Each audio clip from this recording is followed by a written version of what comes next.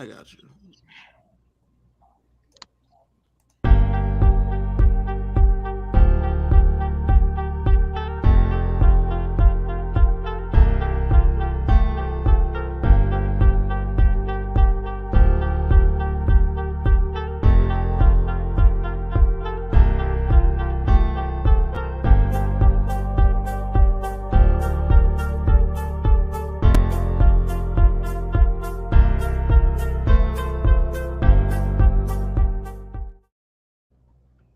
Hey y'all, welcome to For the Fans tonight. We are so excited to be talking about the premiere of Survivor 44, where we saw one of the craziest premiere episodes that has ever been.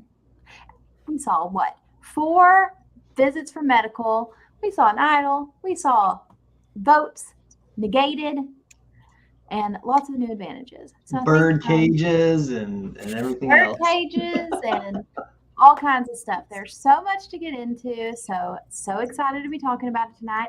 Joined by Kevin, Karen, and Krabby. So, Krabby.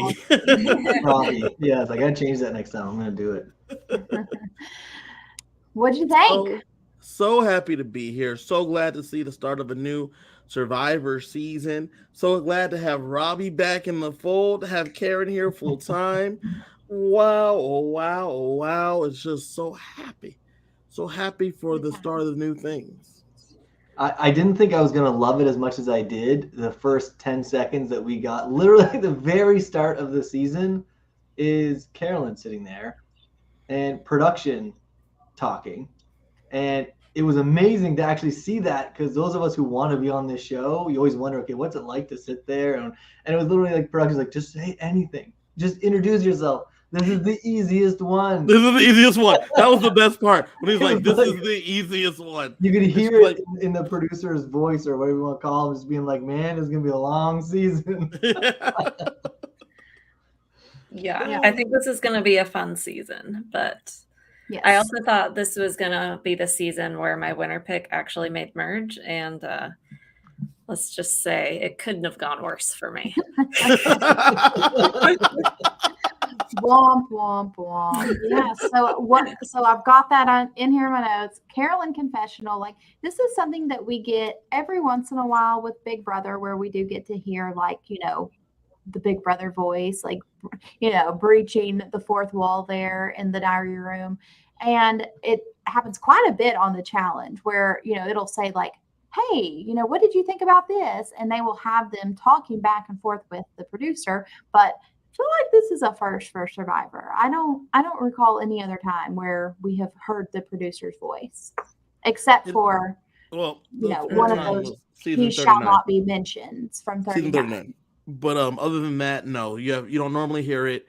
I think that's it was setting the tone for the season. That's the kind of season it's going to be. It's going to be like you got Carolyn out there, you got Jam, you got people, not to skip ahead, climbing rocks and doing things. I think this is going to be like a lot of fun this season, and it's going to be different than what we normally are used to seeing.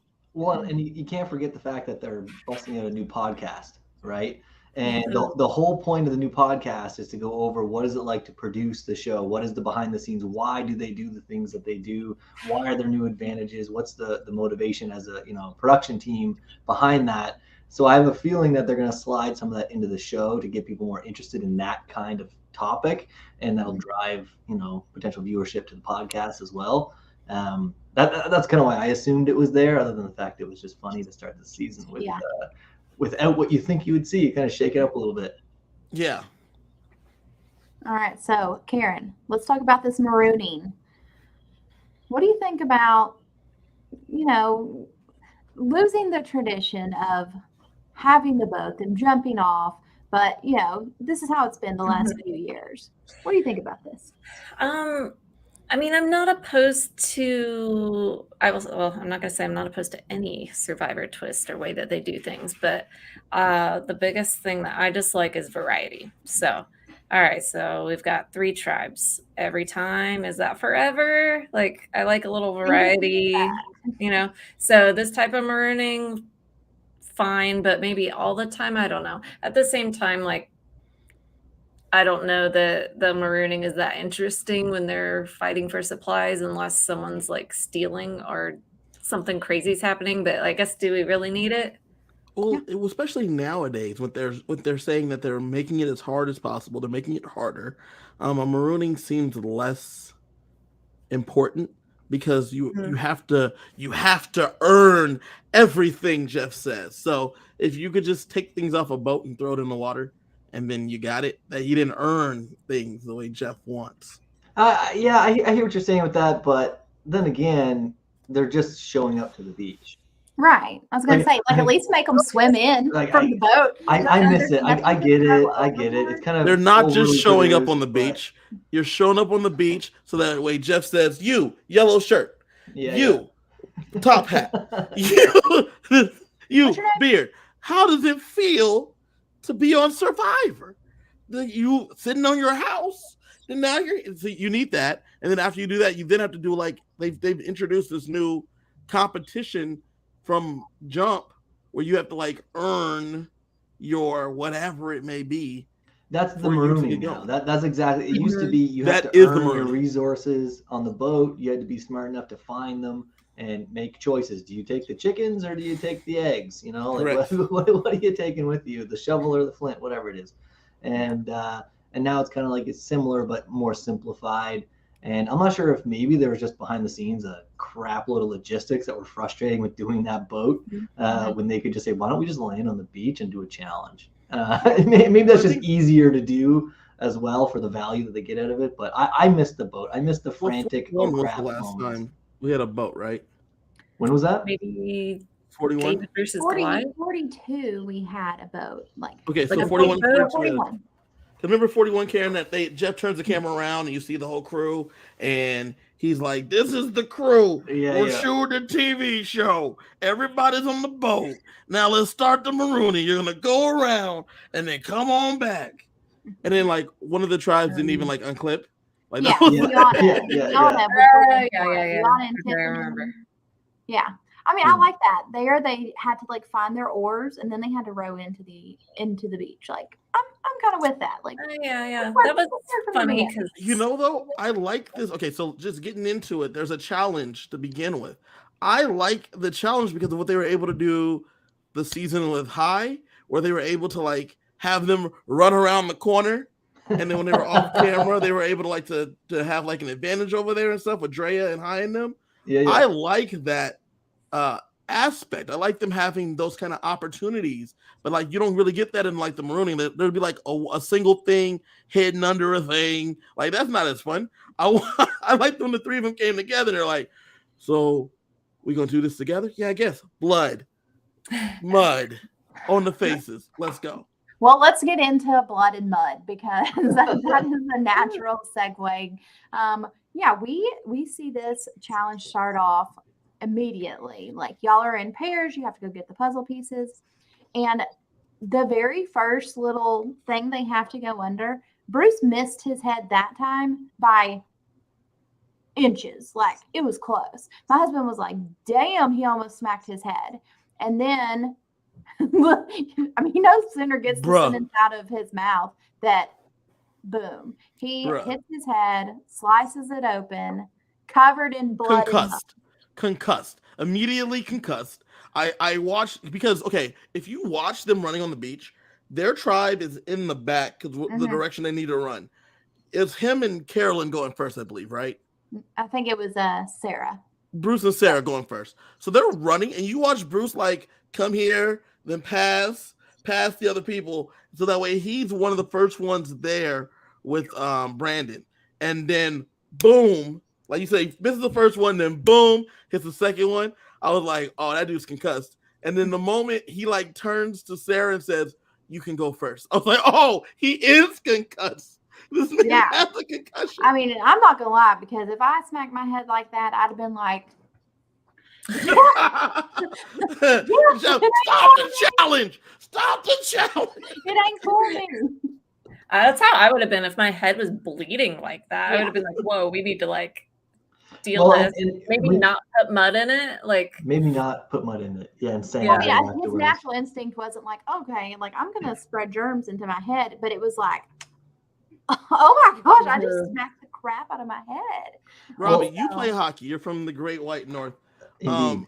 These kind of hits happen all the time Yeah. for the sport that you play. What were your thoughts when you Well, saw that? honestly, I'm glad you said that, because the first thing I was thinking is it must be serious, because usually when you're in an environment like that, your adrenaline is pumping so much you wouldn't feel it. Like your head would bang, you'd see white for a second or stars, whatever, you'd be a little blurry, but your adrenaline would push you through, and you would get back to the hockey bench or whatever, and it'd be your teammates that would look at you and would go, Jesus, look at you, like, go get checked, go get washed. You say, what? It's not that bad. And you're like bleeding all. I had that one time I got hit in the head and I was bleeding all over myself and blood was all over my jersey. And it wasn't until I took some water and it was like all washing down. And coach was like, Silica, go get checked, right? And you don't feel it because your adrenaline is going. But the fact that it stopped him in his tracks so bad that he was like, this is serious. Everyone else keep going. I'm going to take a knee. Yeah. I was like, that's legit. And then you see the blood just pouring.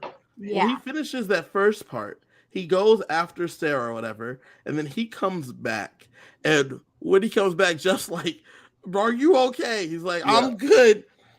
I'm good, Jeff. And you see, like, he's beautiful bald head, like, cracked open, down crimson mask. Just in the wrestling business, they call that a crimson mask because his face just covered, his face just has blood running down it. Gross. Yeah, it was pretty nasty. And so, I mean, we're going to continue because Bruce hasn't let us know that he needs to stop yet. So everybody gets their puzzle pieces back. Their tribe is the first one. Like, they are working the puzzle, they're going at it. And all of a sudden Bruce is gone. Like, he has passed out, just stops the challenge, brings in medical. I mean, this has to be also the quickest that we have medical brought into a game. Yes? Yeah, I think so. The shoulder injury we had in the first challenge was probably the closest to this. When Daniel hurt his shoulder. Oh, yeah. Now, did medical come in right then, though? I can't remember if medical actually came in, because I remember in the challenge he just kind of stood there with his arm hanging down. And I'm like, oh, you are. I can't remember if they came in. So this is okay. So we are now 4 seasons in, with we're 2 serious. 2 seasons in, right? 2 seasons in, 2 serious injuries, in this very short amount of time of the new era. Maybe we go back to the boat. Maybe we should go back. I was thinking. I was saying, Robbie, maybe we should go back to the boat because this is a little dangerous.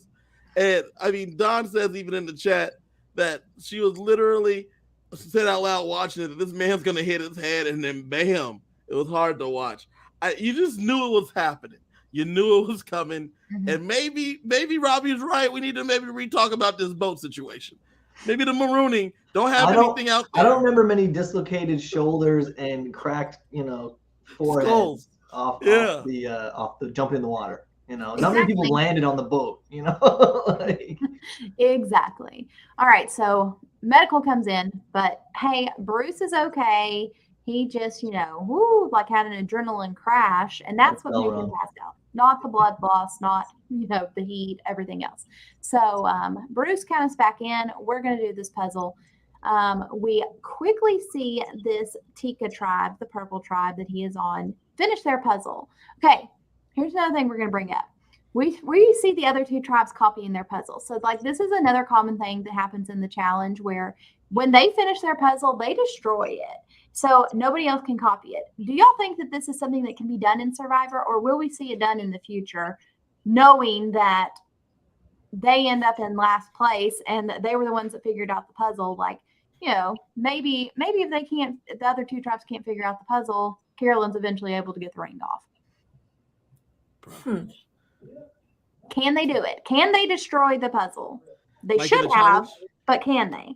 Like in the challenge? Probably. I feel like there's not like a lot of rules in Survivor, so something like that, if they think of it, then you're definitely allowed to. You're definitely allowed to, because some challenges they even have a fabric you can throw over your combination, right? Like sometimes they'll have for the combination locks, right? They'll have a fabric you can throw back over, and sometimes people forget. Sometimes they look over, oh, it's this, it's that. Right? We've seen them do it in the tribe parts, like when there's like a puzzle in the middle, and they got to climb this thing and then do something else. We've seen them do it and then knock it over.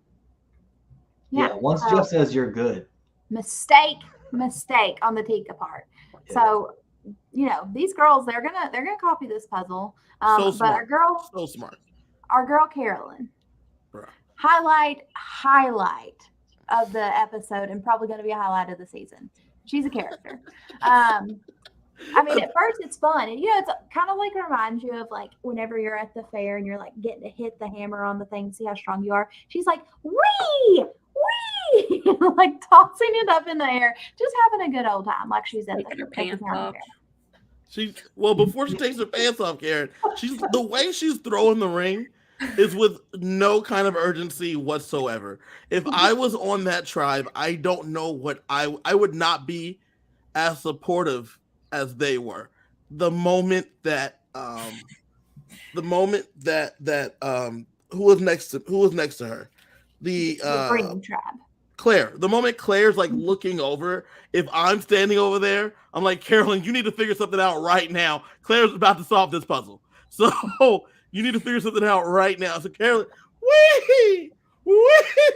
I'm like, no. Can we so time out? We're gonna take our pants off because clearly that's the issue. That's the key. I love it. What? Where did they find her?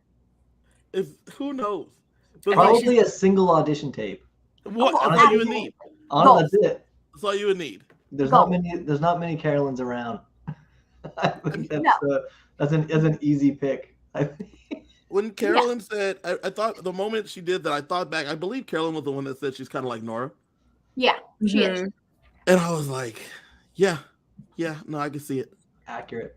I can see it. Yeah, accurate. I can see it. Love it. And she's an orc player, right? Yeah. Yeah. Goodness.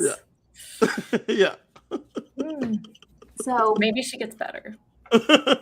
We see Carolyn not be able to get this ring off. The other tribes finally get their puzzles done, and the Soka tribe, they get over here. Josh throws one ring off. Franny throws a ring off, and I can't remember who did the third one. Danny, the firefighter. 3, fast as can be. Done. Okay, so Soka tribe, they win the reward, don't have to do the extra challenge. Then we see this orange tribe finally, like, can't even copy the freaking puzzle that's taken them 10 minutes to copy the dang puzzle that has 2 answers right next to you. I don't think we quite set the stage. So Jeff said that in order to, when you win this challenge, you would not have to do the sweat or savvy challenge that we've seen in previous seasons. Mm-hmm. You would just get your stuff, you'll get your flint, you're good to go. And so they have some stakes that they're playing for. Whoever wins doesn't have to do the sweat or savvy challenge. Whoever comes in second will get to choose whether they do sweat or savvy. And then the third tribe just gets whatever's left. So you're watching Carolyn just, go on the Sunday stroll as she like throws it up and like she's playing on the merry-go-round or something. And you immediately realize that they're in trouble because they're already down one guy because he's over here seeing stars. They need to not have to do this, and they had a decent lead because Jam and Carson got them that decent lead by getting that puzzle done real quick. So watching Claire's tribe, I forgot the name of that tribe, Soka, yeah. Watching Soka go rip through that challenge and finish, I was like, oh, Carolyn's tribe's in trouble, and yet they still haven't switched her out. I don't know why they haven't switched her out. I don't know if they could either. That's what I was wondering. I thought they couldn't, maybe. Yeah, I was thinking that they could, because if not, it was an easy decision. Like, you got to go, girl. Get out. Tag. Yeah. Yeah, so. Yeah, what can you do? It is what it is. It was embarrassing. It was embarrassing. Thank you. It was embarrassing. She took an L, y'all. And then, got Bruce over here, concussed. Crimson mask, concussed, bleeding everywhere. And Carolyn's like, I'm tired. I'm like, no, girl, you're not going to get any sympathy. You're not going to. You got Bruce. So your tiredness is gonna take second string here. Yep. All right. what do we feel about this challenge? I kind of liked the tossing of the rings. Like, I feel like that's not something we've exactly seen before. Always here for new elements. I like how you had to get the rings completely off the thing. Mm-hmm. I feel I'd be really bad at that. I mean, it was obviously heavy and hard because, I mean, even like whenever Josh got on there, his first try, he doesn't throw it off. I mean, Kane, same thing. Like, two men that you think should be able to just, throw it up there, they didn't get it their first shot either. So, I mean, that's it. Brandon basically launched it to space. Yes. When he threw it. So, yeah. He pulled a Jonathan, I think, on that one. It was just like. All right. So what we're going to do, we're going to go through kind of each tribe, talk about their tribe dynamics one by one. First up, let's talk about the Soka tribe. That is the green tribe with Matt, Danny, Josh, Franny, Claire, and Heidi. And this is the group we get to know the least by far because they win reward and then they're not going to go to tribal. So how are we feeling about this group? Because I got to tell y'all, listening to the interviews, I loved Franny. And then when it came time to draft a team, I couldn't pull the trigger and I did not choose Franny. And then seeing her on the screen, seeing her interactions, I was like, made a mistake. I made a mistake. I think Franny really, really shined for me last night. I had Franny as a first boot and I was wrong. She really endeared herself. It's like they're all here to play, but she really seemed to ingratiate herself to her tribe. So I liked her. I liked her spirit. I liked her energy. I was slowly becoming a fan. I liked her. I am a Franny fan. I like her, but I'm concerned about how excited she is about Matt. Because she's not hiding it. They're not hiding it at all. They're just like very obvious, like buddy duo, which is great, but I don't think they're going to be able to tone that down enough. I don't know. I'm concerned. Yeah, it's going to be interesting. Whoa, sorry, you just threw me off. We lost Kevin momentarily. I'm sure he will be back in a second. Yeah, I mean, obviously we see like this budding friendship / possible showmance. Jeff does say that we have our first showmance in like 7 seasons, which he was counting Kara and Dan as a showmance. So I think we got to go back more than 7 seasons. Like, I feel like the last like true showmance was Taylor and Figgy. Like, it's been a while, and it's funny though too because look, if no kisses are exchanged, it's not a showmance. Yeah, exactly. Yeah, you're right.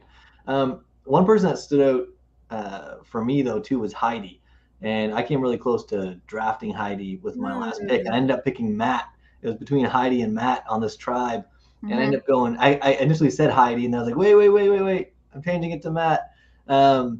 And what's interesting with Heidi is right when they get there, I think Matt says, "Who wants the big sharp knife?" And I'm pretty sure it was Heidi was like, "Hand it to me." Yeah. And she's like, snags it right away. And somebody else made a comment about like, "Oh, she's going like right after the tools or whatever, like aggressive, right?" And then later on, again, she's like, "I'll make fire." Everyone says, "Well, let's wait for Danny to come back. He's a firefighter. He can make fire." And then she kind of jumps into the conversation and says, "No, I can do it." Very assertive, very aggressive. Openly discussed, being in the engineering world. So she's letting all of her cards out really early, right? Being kind of an open book to the tribe, which when it comes to this potential showmance, I feel like she's somebody who would just blurt it out if she sees it, just be like, "What is that? I don't like it. It's a threat. We need to get it out of here." just bang, which could be a benefit or a detriment to herself if she doesn't have the votes with her. So knowing that such a big part of the end game is the final four fire making, how do y'all feel about like day one being like, yep, here's my cards, I can make fire, and showing that? Do you think it puts a target on you, starting, like obviously now it's not a big deal. It's beneficial to have somebody that can start fire. But, if she's here at like 7, 8, are we like, ooh, how do we have to get rid of? Because maybe she can do that and I can't. But I think day one is fine, but she can't be the only person making fire the whole time. And she's going to have to do some performances where she's, I can't get it. You know, I'm Yeah. trying. And Yeah. Yeah, and it's not working. she's not the one that I'm as concerned with as this. We'll talk about it with some of the other people that started fire because, you know, it did seem like she had to work at it a little bit, but I was like, yeah, you know, that's just something that popped in my head. Like, I don't think day one I would be the one that wanted to start fire. But then I was also like, but in retrospect, with this new era of Survivor, knowing that you're in a 6-person tribe, and we have seen 4 seasons in a row now where a woman basically is the first boot almost every single time, except for maybe Zach on 42. But for the most part, a woman has been the first person voted out of the tribe probably every other time. So, you know, as a woman, is it a difference? Like, do you need to make yourself valuable, especially when you're the older woman, you know, in her early 40s? Oh, absolutely. I think you absolutely do.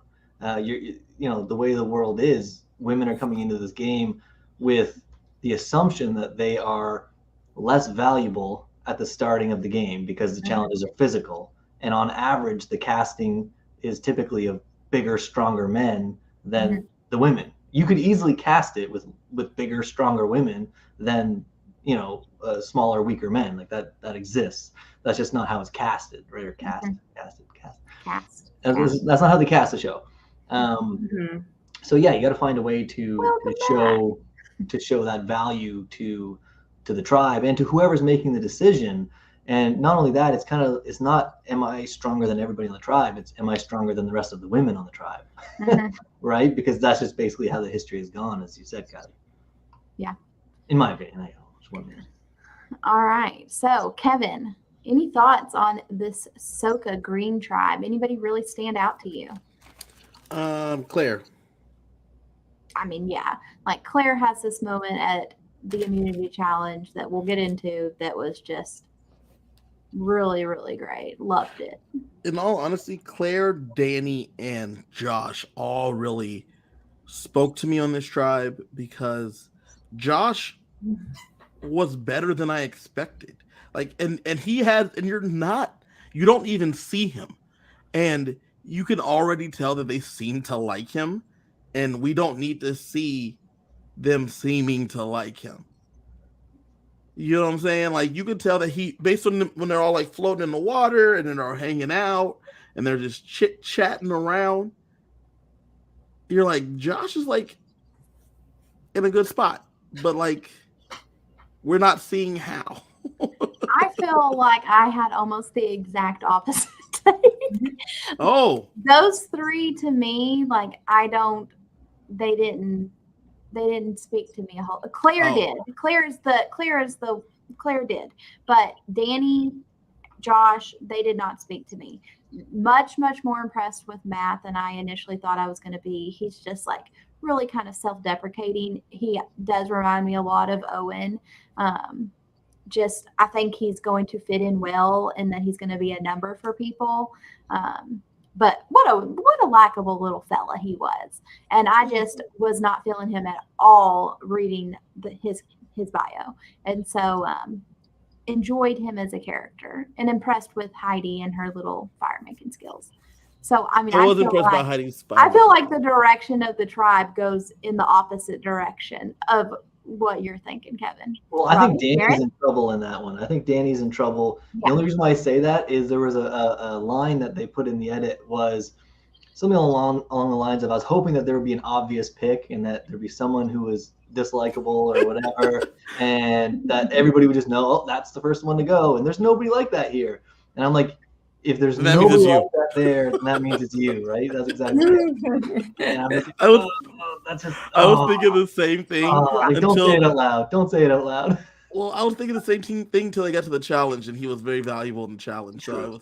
That's where I was like, but Robbie, your exact same thoughts. When you look around the room and no one's the one to get singled out, that means it's you. You're the guy. No weirdos in the room. It's me.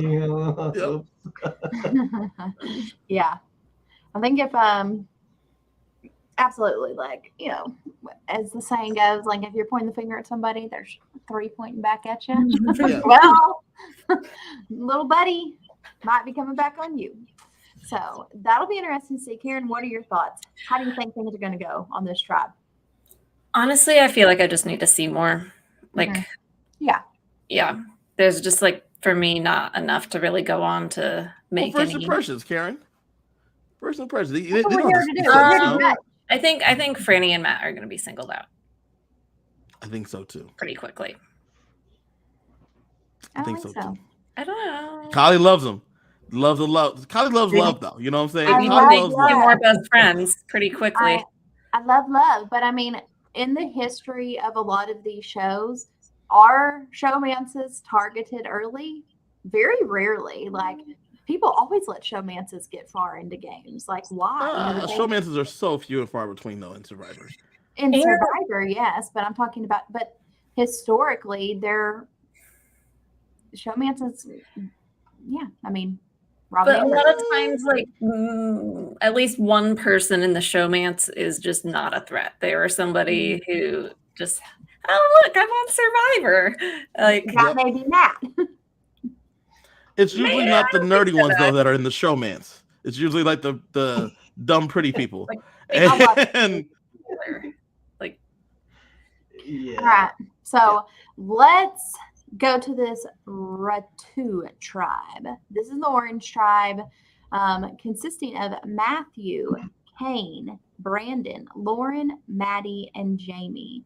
And they got second in the reward challenge. They get to choose Sweat versus Savvy. All right, so it comes time for this decision. They hit the beach and got to decide, y'all. And Matthew throws it out there. He's like, look, they are kind of like have one dagger in. They've got a hurt person. Do we put the other dagger? I was like, kill! Even though Bruce is like such a good guy, and I'm so glad that they didn't do that to him. But I was like, obviously, Bruce is one of the people that would have been dragging coconuts. I'm making their ass do the 4-hour challenge. No. Robbie, if you look at this, you're a strategist here, Robbie. You're looking at this. Do you let them have the nerdy guy have the puzzle, or do you make the nerdy guy get coconuts? I think the obvious, decision is to make the nerdy guy get coconuts, but I wouldn't have done that decision. I agree with Brandon. And yeah, we're a bunch of dummies over here. Brandon articulated it so well. Like, he's so well articulated. He said, listen, we just couldn't do a simple, whatever that was, six-piece puzzle. Yeah. And now we've got 15 minutes, which, you know what? When they were doing that challenge, they were probably doing that puzzle for more than 15 minutes. And they're like, okay, we saw that one coming. And we even had people on either side where we had 2 other people doing that puzzle beside us. Like why would we pick an unknown puzzle with a very small amount of time? 15 minutes is not a long time. Yeah. And it's just like, my God. And then he said, like, why would we do that? So yeah, I'm going to volunteer. And I was like, that's the only right play, because you need fire, you need tools, like you need it. I'm here for the kill shot. Let's just put the dagger in them. I don't know that they would have been able to solve the puzzle though. Right. Who would have been up for that? Like, It would have. Looking at them, it would have been Maddie and Kane probably. See, I was thinking Kane and Lauren, but yeah, Kane and Lauren, yeah, something like that, yeah. But they decide to be nice and hey. I agree with Robbie though. I mean, I would have looked and said, y'all, they have a nerd over there that could probably get this done, but we're a bunch of dummies. So we should probably do the thing, because like you're strong and like you're strong. So you guys should probably do it. I mean, I'm decently strong, so I mean I could do it too. We should probably do this over here, because even though they have a nerd, I still want the stuff. Well, that's what they decide to do. So, and the sweat challenges before weren't that hard, right? That was hard. I don't know, man. They didn't seem as hard as that one, though. Right, no, that one seemed way harder and way closer to time. Like when Danny and Deshaun had to do the water. Danny and Deshaun.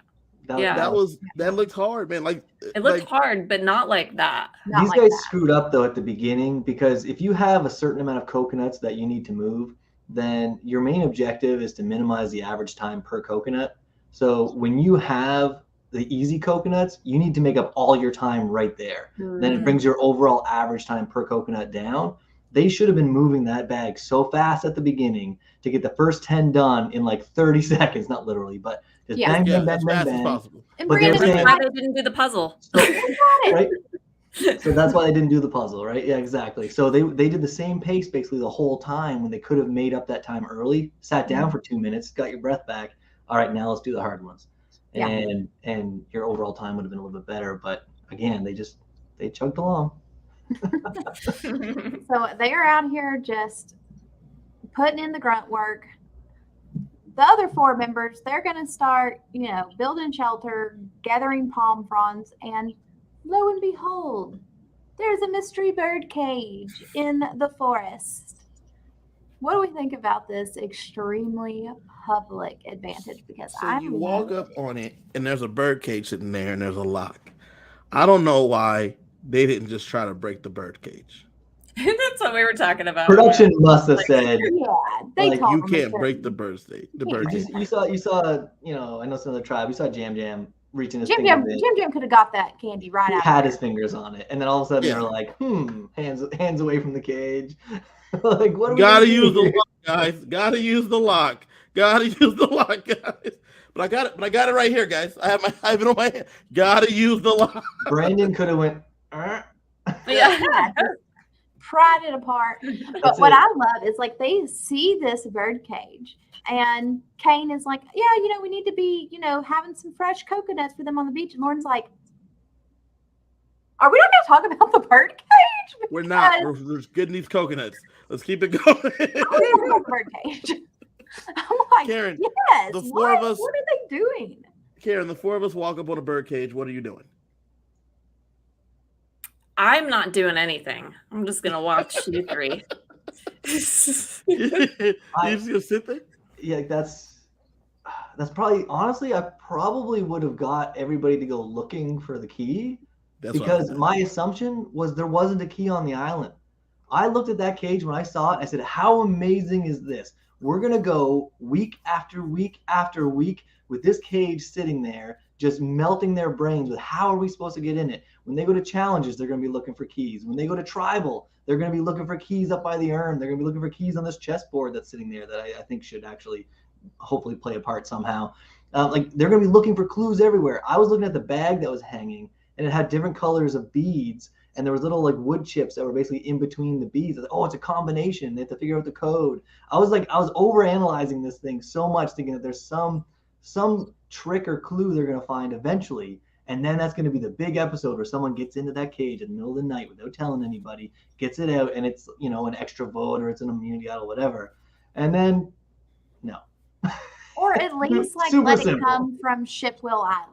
Like Something, I don't know. I was just like, oh, this is going to be a big part of the season. I loved it. And it ended up being much more simple. Well, maybe we'll see that on the other tribes.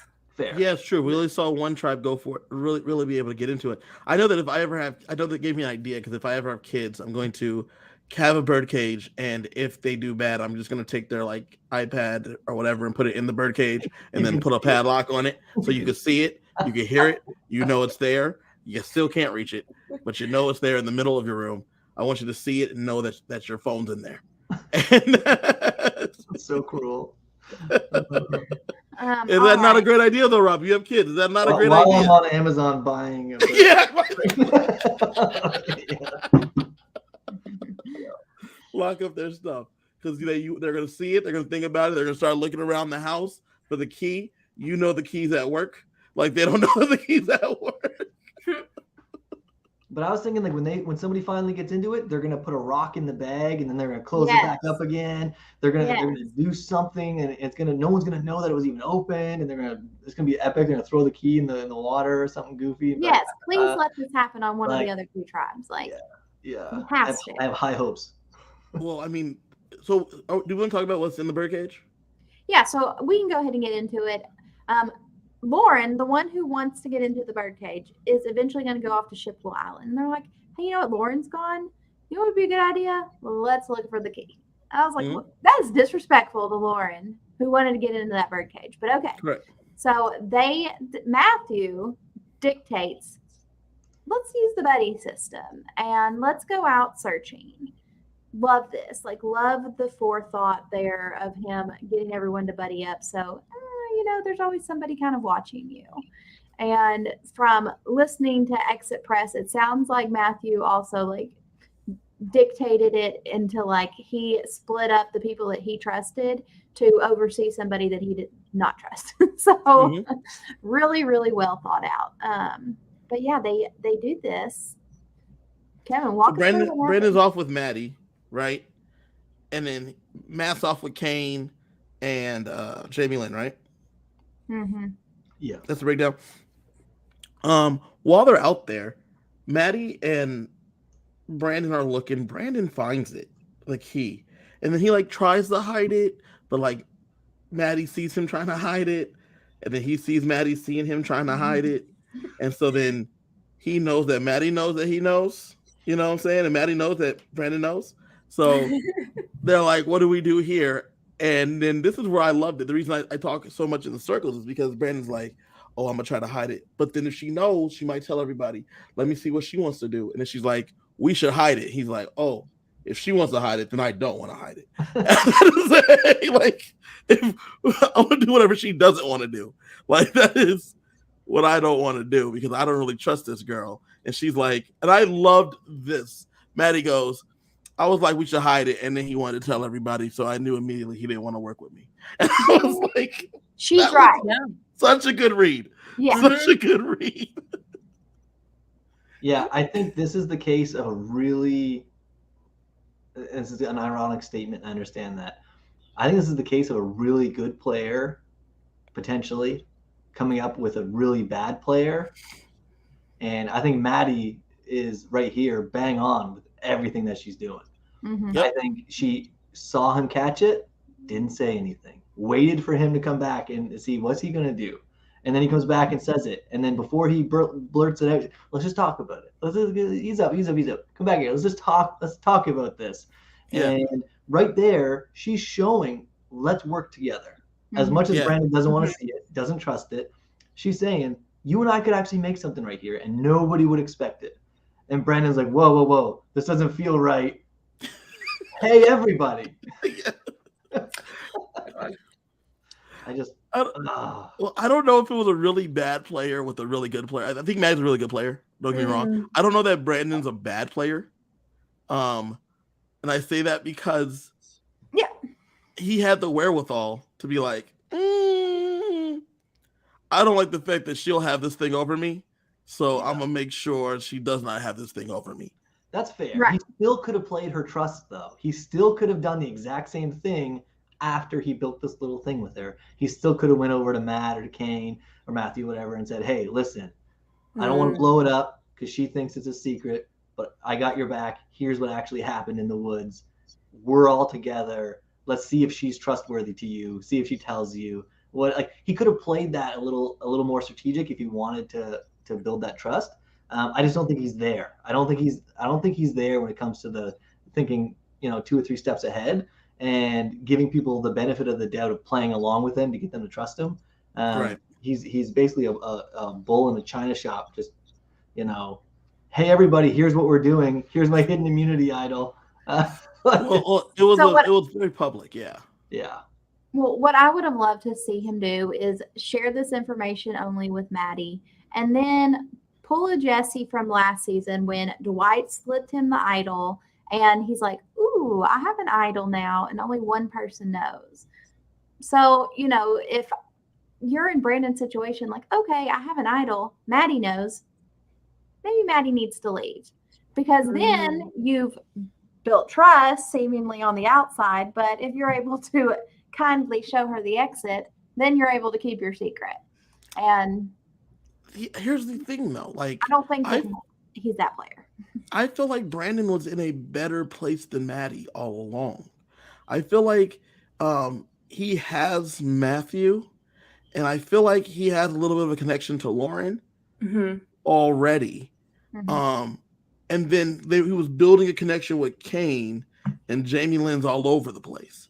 So when I look at Maddie, I was thinking Jamie Lynn is all over the place. Let's Yeah. just emphasize that. Yes. And so when I was looking at Maddie, I was getting Tori vibes. And watching her, and what I mean by Tori vibes is that it felt like she thought she was in control, but I don't think she was actually in control. So when Brandon's like, "Hey everybody, look what I got," I think that was more of a, "Hey, look my allies," which is everyone here except for this girl. Yeah. Look what I've got. This is what I found. So now we know where it's at. All right, cool. Let's go into my pocket. Maybe we can figure this out later. Yeah. It was a Gabler play. And you might not like that. But leaving. No, listen. Gabler, if you remember, was it maybe I'm wrong about this. Shoot, I might be a season off. Shoot, maybe it wasn't Gabler. Who was it at the start of the previous season who actually told the people in the woods that it's you or you? It might have been the season before. That was the season before. The season before. What was his name? Oh my God. Brad. I think his name was Brad. That was a Brad move. Sorry, Gabler. That was a Brad move where Brad's like, "Listen, it's one of you two."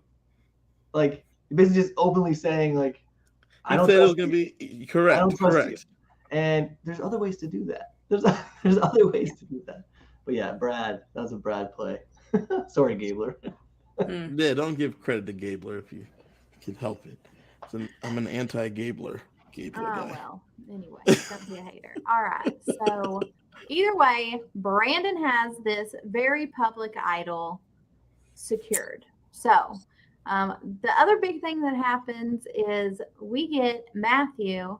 He gives this confessional. And I mean, I was like, this could be made into a motivational speech. He's like, "I'm not out here to have a midlife crisis. I'm out here to have a midlife adventure."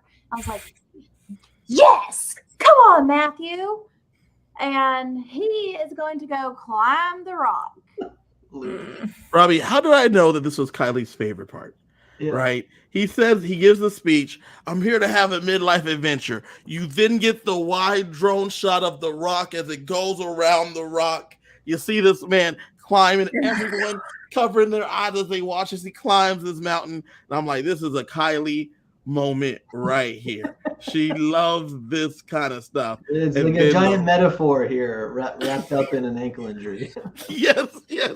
Then the rock, he climbs, the rock gives way, and he falls into the little cavern right there.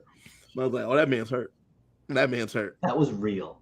That was real. That was. Oh my God, can you imagine the bruises and like trying to sleep on bamboo and doing challenges and having people run into you? Oh my God. Yeah, I mean, I'm 37 years old, and I can promise you I would not be able to recover in 26 days from that fall. Bruce? The whole time he is there, we need to keep this in the back of our mind that Matthew is hurting. Yes, Bruce going home is the best thing for Matthew. Oh my gosh, I was like, this might have saved him. It gave Matthew the opportunity to sit out of that first immunity challenge. And that he saved his shoulder, saved his foot, saved his hands. I love the fact that he falls. He's like, they're like, "You okay?" And he's like, "Get a medic. Hold on. I need medical. Hold on. It popped back in. I'm like, it popped back in. Oh my gosh, like, it popped back in. Crazy. It pops back in, and then he's like, then I look down, and there's a lot of blood from my foot. And I was like, this man is just a mess. He's a mess. I hope you don't do that again. So, he's having that midlife adventure Kylie wanted him to have. Q Medical coming in again. And I mean, they got this man tied up. They said, "You're not getting a real sling. We're going to tie you up with grandma's quilt. And we're going to rip a little strip of it off and tie it around your toe. And this is what you get because you were being a dumbass. So you don't get a sling." I mean, Bruce, he got 2 bandages, and they went with his flesh colored. They gave him some good bandages. No, sir, not you, Matthew. You made a dumb decision, so you get this quilt, and it may or may not be clean. Do you think it's a sling? Like, do you think it's a fancy Survivor sling, or do you think it's legitimately just a sweater? Like, I feel like it's a sling that they made look good for TV. No. They're like, let's make it look like you ripped a piece of a tarp and just Yeah. freaking made this yourself. And That I for like how sure hard I like came how off hard as on good as himself he yesterday. was. Afterwards, he's like, "That was such a dumb decision, Matthew. I shouldn't have been doing that. I can't believe it." At that moment, he became the 39-year-old man that he actually is. In that very moment, and he's like, "That was stupid. I was gonna take myself out this game. That is so dumb." So dumb. I loved it. What's funny is I'm 36 and I've been trying for a couple years to get on there, and I'm doing what I can to try to get on there. And I didn't care at all for Matt's gameplay in most of this episode, but when he had that breakdown in that confessional where he said, "I've done so much over the last 3.5 years. He's got himself in shape. He's done everything he's had to do to become eligible and usable basically on the show for casting. And he finally got on there after all that work that he's done." I'm like, oh my God. I know what that feels like, because I'm trying to make myself usable for the show as well in the background, and I'm like, man, if I finally got on there and then like day 1 or 2 I climb a rock and fall, oh, I'd never forgive myself. I'm like, what am I doing? I don't deserve to be here anymore. Medical should take me out. Yeah. Like the ethics committee should just pull me out of here. Like you're an idiot. Karen, You don't deserve it. You get on Survivor. You're out there in Fiji.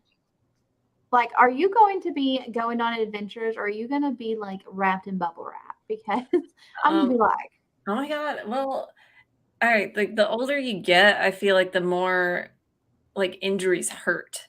Like you run into a door. Like I like hit my hand on something, and like the vein like popped, and it was like a bubble on my hand, and I'm like, this is the rest of my life. Yes. Like it's just downhill from here. True story. So yes, I would be bubble wrap. Like, whew, like I would already be terrified of the challenges, because those, oh my goodness, like I just can't imagine the bruises from all the challenges and all the little cuts that you don't see. The bruises. I'm Shamar up in there. I'm sitting down. Give me some water. I need to rest up. I need to get ready for the next challenge. That's me, though. I'm not climbing nothing. I'm not pulling on nothing. Do we need to be doing that? No, then I'm not doing it. I'm not even gonna go watch Matthew. I'm gonna go I'm just gonna stay in the shelter, because I gotta preserve myself, because we got a challenge coming up, and we just did all this work around camp. I don't care about your midlife adventure. You go do that over there. I'm gonna sit right here and wait for the morning. How did he even have the energy for that after that challenge?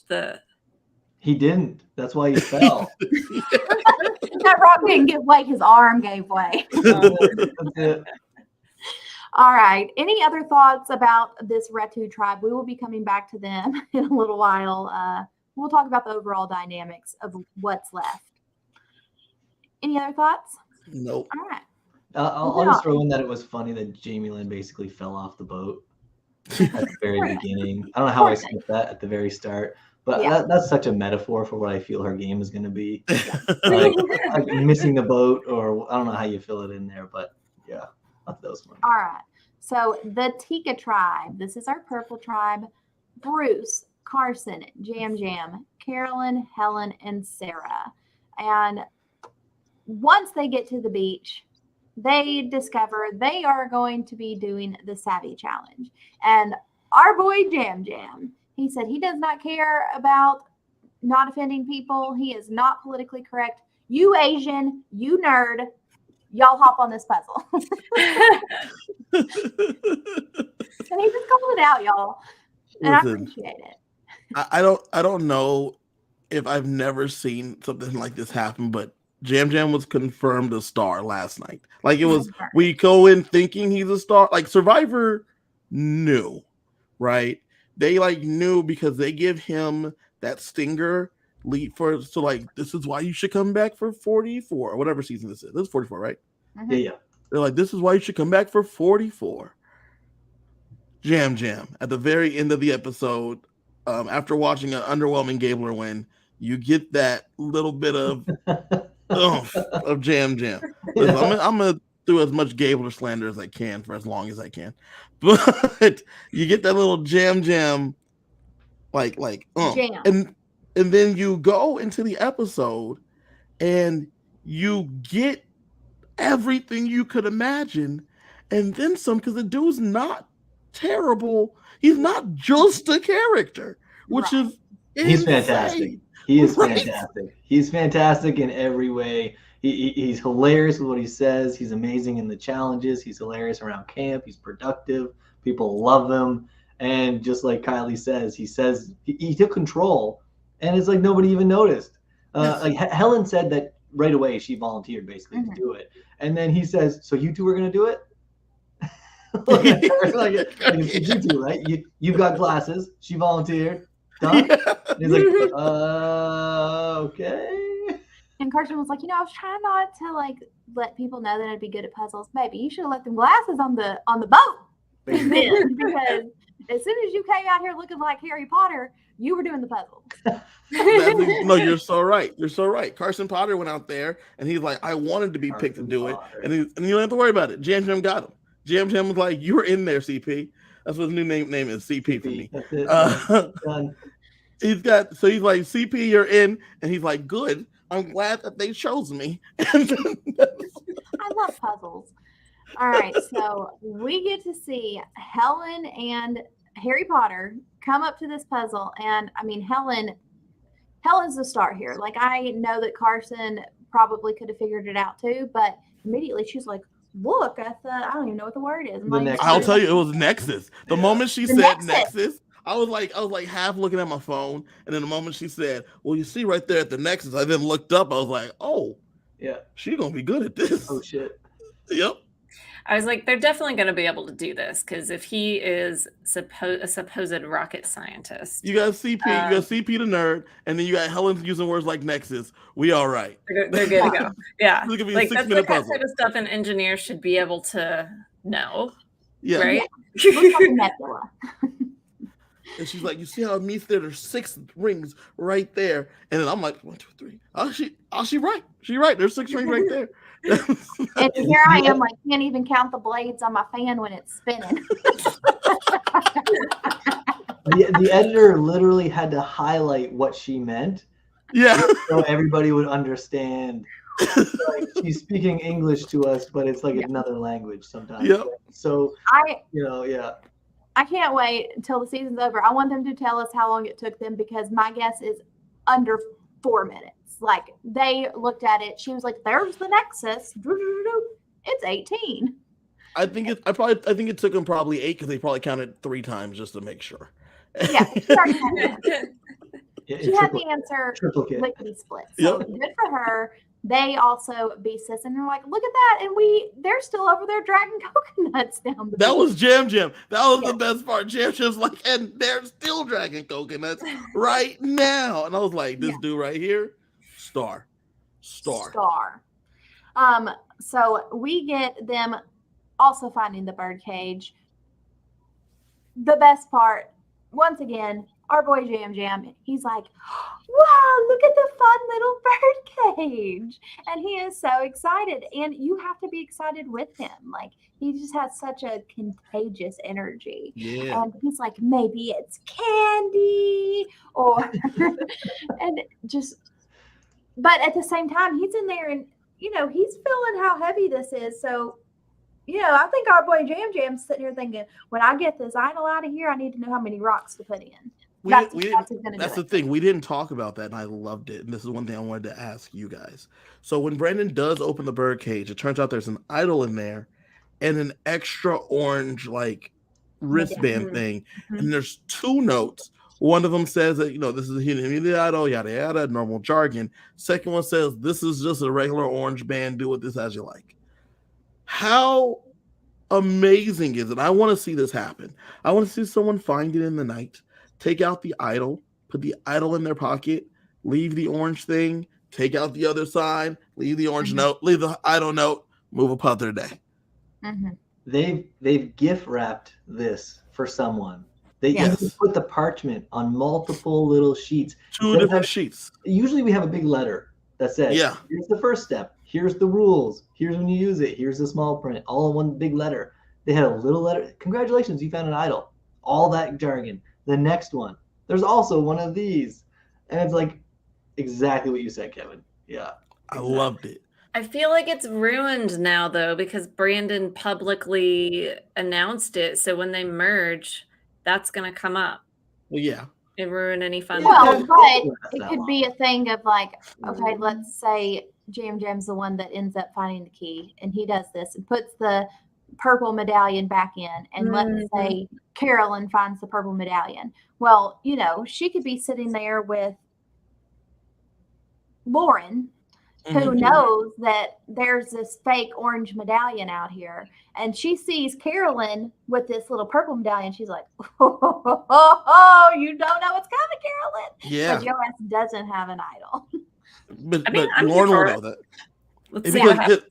it's even better because Carolyn's going to be like, what are you talking about? I have the clue right here. I have the thing. Well, no, You're she full of doesn't have shit, to Lauren. tell her, you know what I mean? Like, she's able to use this information like, hey, Carolyn thinks that she's protected because she has this idol, but her idol's fake. Right. Well, I want to throw one last piece in here that, again, I like to think, okay, well, how could somebody game this a little bit? And Brandon's already burned it, right? He's already used his whatever. Everybody knows what happened, I guess, at this point. But what I'm getting at is he still has the key. And I'm curious if that key will function on more than one lock. Robbie, there's no swaps on this season. There's no No, swaps but they- anymore. But what But I'm he saying can- is they can talk it. They can talk in the challenges. They There you go. go Go to Shipwell Island. Would he say, hand hey, it off to Take this somebody? back with you. Would he Try say, this. "Hey, I've got your back. I'm in trouble. You know, I've already had to use this. You know, save me. I'll save you. Here's this. You know, whatever it is." But just to build trust, maybe he gives the key to somebody. I'm curious if that comes up too, right? Because that'd That's be not a terrible idea. That'd be dope. a huge play. That'd be a huge. Yeah, play. love that. There's so many fun things to think about with this. It's going to be interesting to see how it plays out. One more Jam highlight, and that is him starting fire. And he does this confessional where he's like, look, all of these people are out here. They're miserable. It's hot. It's humid. I'm from Puerto Rico. Like, it sucks, but I'm used to it sucking. And as a Texan, I felt that in my heart. Like, this is just part of life. It's terrible, but it is what it is. And so he starts their fire in about 2.5 seconds. And he is the one that I am concerned with, showing how good he was at that, because I'd be like, no, he has to go. Thank you for starting our fire now, but you can't. No, I'm not thinking about Jam going now because I he started a fire. I How are you thinking about like come Jam merge? Jam. Yeah, At like he can't get near the fire. Yeah, you can't get near the fire making challenge, but like here at when we're looking around and there's still 17 people left in this game. Jam, you're gonna have to go sooner than later. And I that's mean, how he's Kylie- not going to you win guys- individual. He's not going to be going on an immunity round. So So there's you two just heard how Kylie goes home first on her tribe because she would look at someone and say they gotta go, and they would be like, "But they're so likable." And Kylie's like, "Did you?" Right, I'm not fire? saying that he needs to go at 17. I'm saying Jam now has a target from me because of what he has done. So basically, what Kevin said, but not. Basically, Robbie. Basically, she said not what Kevin's saying, but like he's got to still go because Kevin's He right, does. and he's got to go right now. He does. I mean, everything about Jam, he's got to go. If he plays a weak game, which I don't understand how he could possibly play an unlikable weak game. I just don't see it. He's too strong in so many ways. But if he plays a weak game, then that's somebody at 5 or 6 that if there was a big threat in the game, you would keep him just so he can make fire against them in the end. You know what I mean? Like, a la Jesse, like you would want somebody to say, okay, we don't have to worry about the big threat because Jam can take him out at 4. This is the thing. I couldn't even try to get Jam out. Like, I like him so much. If I'm on this island, his energy, his To win $1 million. like I would need someone like that around me. Otherwise, I would just be crying the whole time. Yeah, his Like- giggling, his Right. fun. And this is why Jam's fixing to win $1 million. Correct. 25 days. But Elaine, like, there's people who are extremely likable that people They fall in go love with, eventually. and Yeah, then they they're like, go eventually. I love you too much, you need to go. Sorry. Yeah, you go eventually. Like Kylie, like I said, you two will be down to vote Kylie tonight, right? If she's talking about Jam Jam, Absolutely. you guys down to vote Kylie I'm tonight? not Right, gonna say Jam Jam's name in the tribal settings, you weirdos. Nobody's getting rid of Jam Jam. Too late. now. I'm telling them. I'm Get telling rid them. of Jam. Exactly. Yeah, exactly. Cat's out of the bag. Pack your bags, Kylie.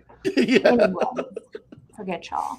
Okay, so missing a whole big personality here, focusing on our boy Jam Jam. We got Carolyn, where Right. Jam Jam brings the personality and the strategy.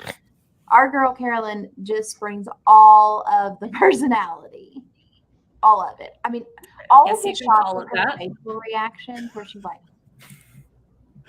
Wait a minute. Wait a minute, Karen. I want to hear your Carolyn takes because I Okay. love this. Talk to me. So I thought it was interesting on a lot of the preseason cast assessments or whatever. People were really high on Carolyn, and I saw a few winner picks from her. Mhm. And I just In our really own- want those same people. me, you, and Robbie all have her making merge. Oh yeah, I really regret that. Same. But I never thought, I don't know. I definitely thought that she was going to be better than she is so far. Maybe like what I thought about her was that she would be able to make really strong connections with people. And that's like the opposite that we're seeing so far. So that to me was her only saving grace, because if you got a kooky character like that, you Fantastically by gotta her. have something. I like how she was like, "There's no one talking to me. What's Mhm. up with that?" And they're like, Yeah. She's "No one's self-aware talking to though, which me is weird. either. No Because one's usually talking like to me either." Yeah, those people usually don't know, yeah. but like she knows. Yeah, like your Noras and Debbies don't know. Or But do they? she I like don't know. knows. She Get like back to knows. me. It's like, no. Well, and I mean, she may have heard enough in her life, like, oh, because she comments on it, like, oh, my son told me not to be too silly. And when she's talking to Helen, like, I'm usually, like the crazy one or the loud one.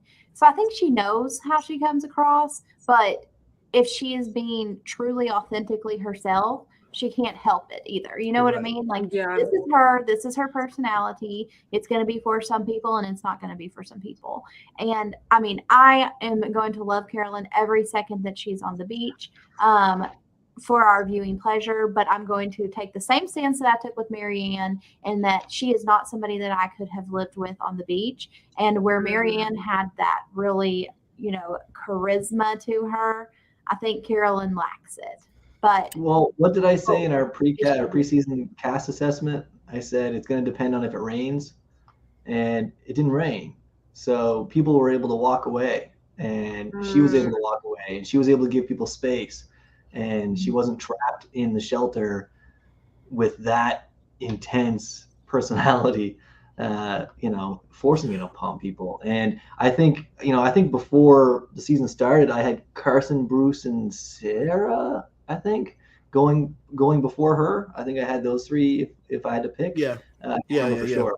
Is that accurate, Yeah, you Kevin? do. Yeah, you had Sarah So- go first. You had Sarah going first. I did. I assumed this tribe would go to tribal council first, but some people are wrong. Clocks, a broken clock twice a day. But yeah, no, you had Sarah, Carson, and Bruce not making merch. So you had them going before. And I have Carolyn after that, right? Mhm. Which is after merge, in my opinion. But again, all we need is one rain cloud. You know what's even crazier though? Like I feel like the comparisons to Marianne are off base because I liked Marianne so much more. right, Marianne has something to her where her loudness and craziness is endearing. And Yeah. I'm not saying that Carolyn's not endearing, because I'm not like on here to shit on this person. But I mean, there's some people that you are just so naturally drawn to, like Jam Jam. And Jam Jam kind of has that big, loud, crazy personality too. And there's something that Jam Jam has where people are already being drawn to him that Carolyn doesn't have. I And get I more don't know Marianne how from to put Jam myself Jam on. than I do out of Carolyn.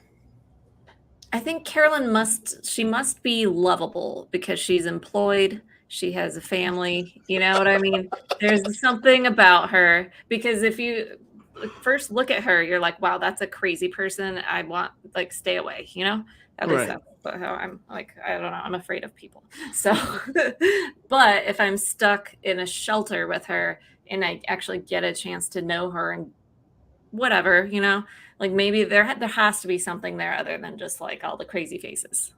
Well, and you might be right. And I see everybody's different, right? And Karen, you know, your personality might shy away. I would gravitate immediately towards a Carolyn when she would come up to me the way she did to Helen and say, I feel like I'm on my own. I feel like no one's talking to me. Like she's looking for someone to be loyal to. She's looking for someone to basically, you know, strap onto the same raft. We're going over the waterfall together. Let's see if we can survive. Let's stick together. And someone like that, I feel like the antics or the personality she has is predictable in a way. And having a loyal, predictable person, even if it's frenetic or whatever you want to call it, like kind of all over the place, I feel like predictable and loyal is what I'd be looking for. And I also feel like she would be seen first before me. I think there's a lot of positive things with Carolyn. Again, though, she's got to get to that point where, you know, now with Marianne, did they show her package, you know, her at home, the empathy package early in the season? Did they show that episode 1? I'm not sure if they did or not, but that plays a big part in the viewers, whether or not you have empathy for some characters, where if they never told us anything about Marianne or about her family or her upbringing or anything like that, and it just showed all of her antics, we might be talking similarly, right? And I don't remember seeing much on Carolyn today. I'll tell you what it is though. Marianne has that laugh. That is that like infectious laugh. Yeah, not scary laugh. Correct. Yeah. Like Jam Jam has that giggle, right? Like it's when you have that laugh, that giggle that like tickles you, it makes the other things less annoying. Carolyn doesn't have that. She doesn't have that laugh. And she's got crazy eyes. And she's got crazy eyes, which is tough. Let's not be too mean on her. All right. Crazy eyes isn't mean at all, man.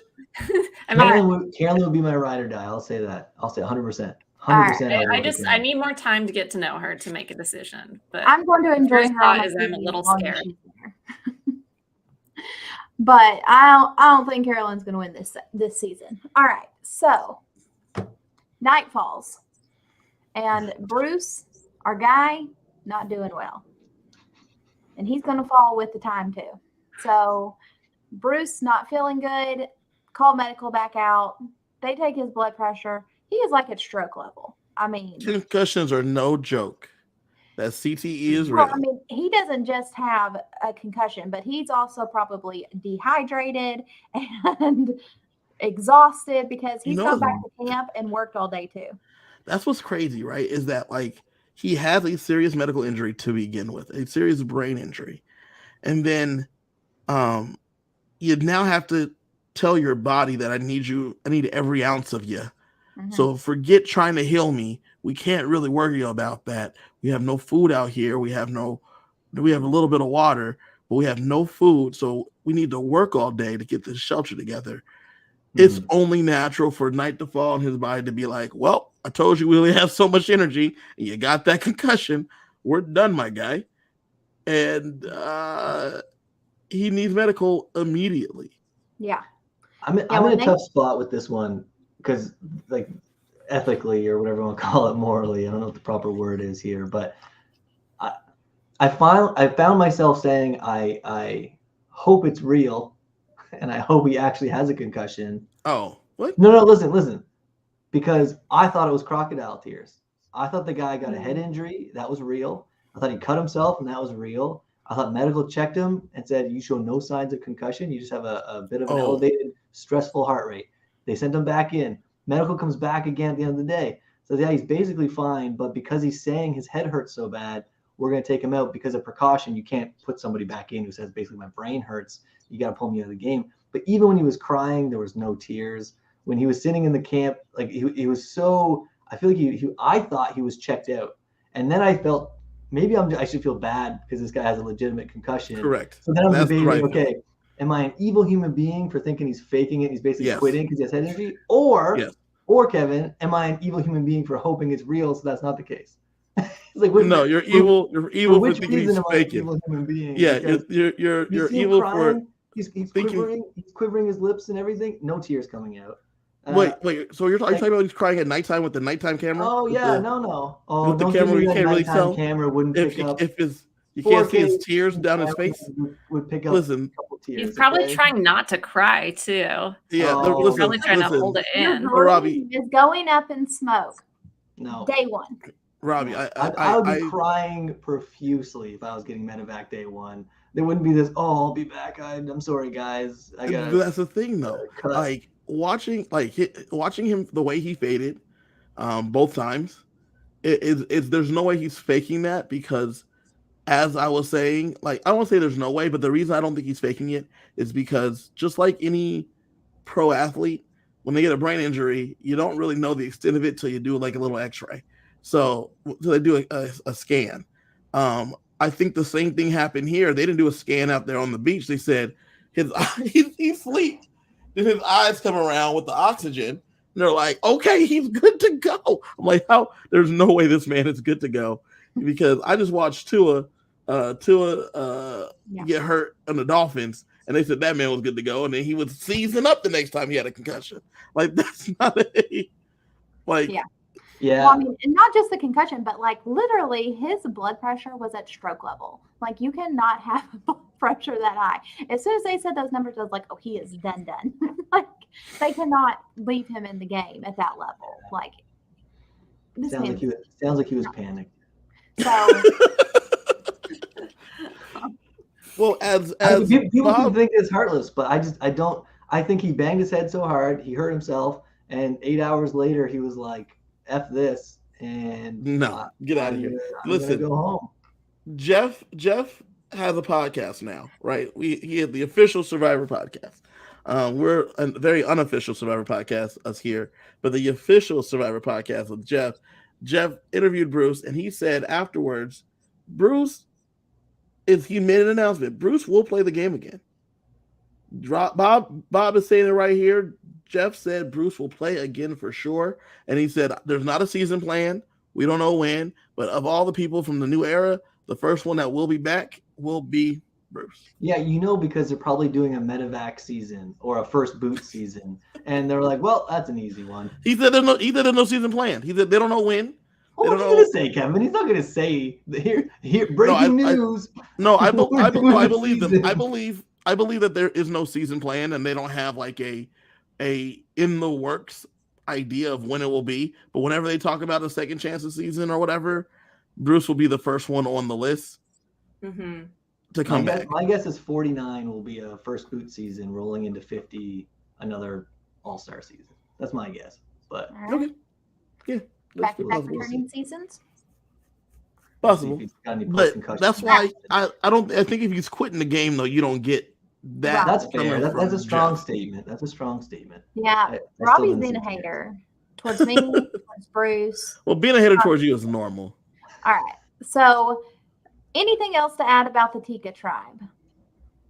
How do we think when this group goes to tribal council, how do we think this shakes out? Is there any chance our girl Carolyn makes it through a tribal? No. That makes it through one. I don't, unless they win like 3 in a row and she really has time to. So we already saw Sarah, Helen, and Carson kind of link up. Mm-hmm. And right. Carolyn wasn't helpful in that challenge either. Right. So. And she said she's not good at puzzles either. So you're not good at the physical. You're not good at puzzles. And the other person is Jam Jam. Yep. Jam Jam's not going anywhere. Right. So I'm saying it ain't looking good for Carolyn. You might as well give an idol to him. Just stays around his neck. Until merge at least. Maybe everybody has mental breakdowns and Carolyn is who gets them through it.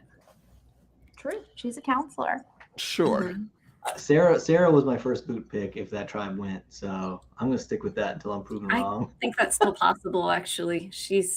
I think she's the first one out after Carolyn. I think it's Carolyn first. Because obviously she has a big advantage. So let's talk about this. We are going back to Shipwheel Island, except we don't have ship wheels anymore. But we get our 3 people, 2 determined by pulling sticks, Sarah and Matt, and the third one by picking rocks. And love this from our girl Lauren, where she's like, I gathered the rocks. So I knew that this one miscolored rock has a different texture. So I grabbed that one straight out of the bag. Mm-hmm. I loved it. Love Fantastic idea. Fantastic. Lauren's a gamer.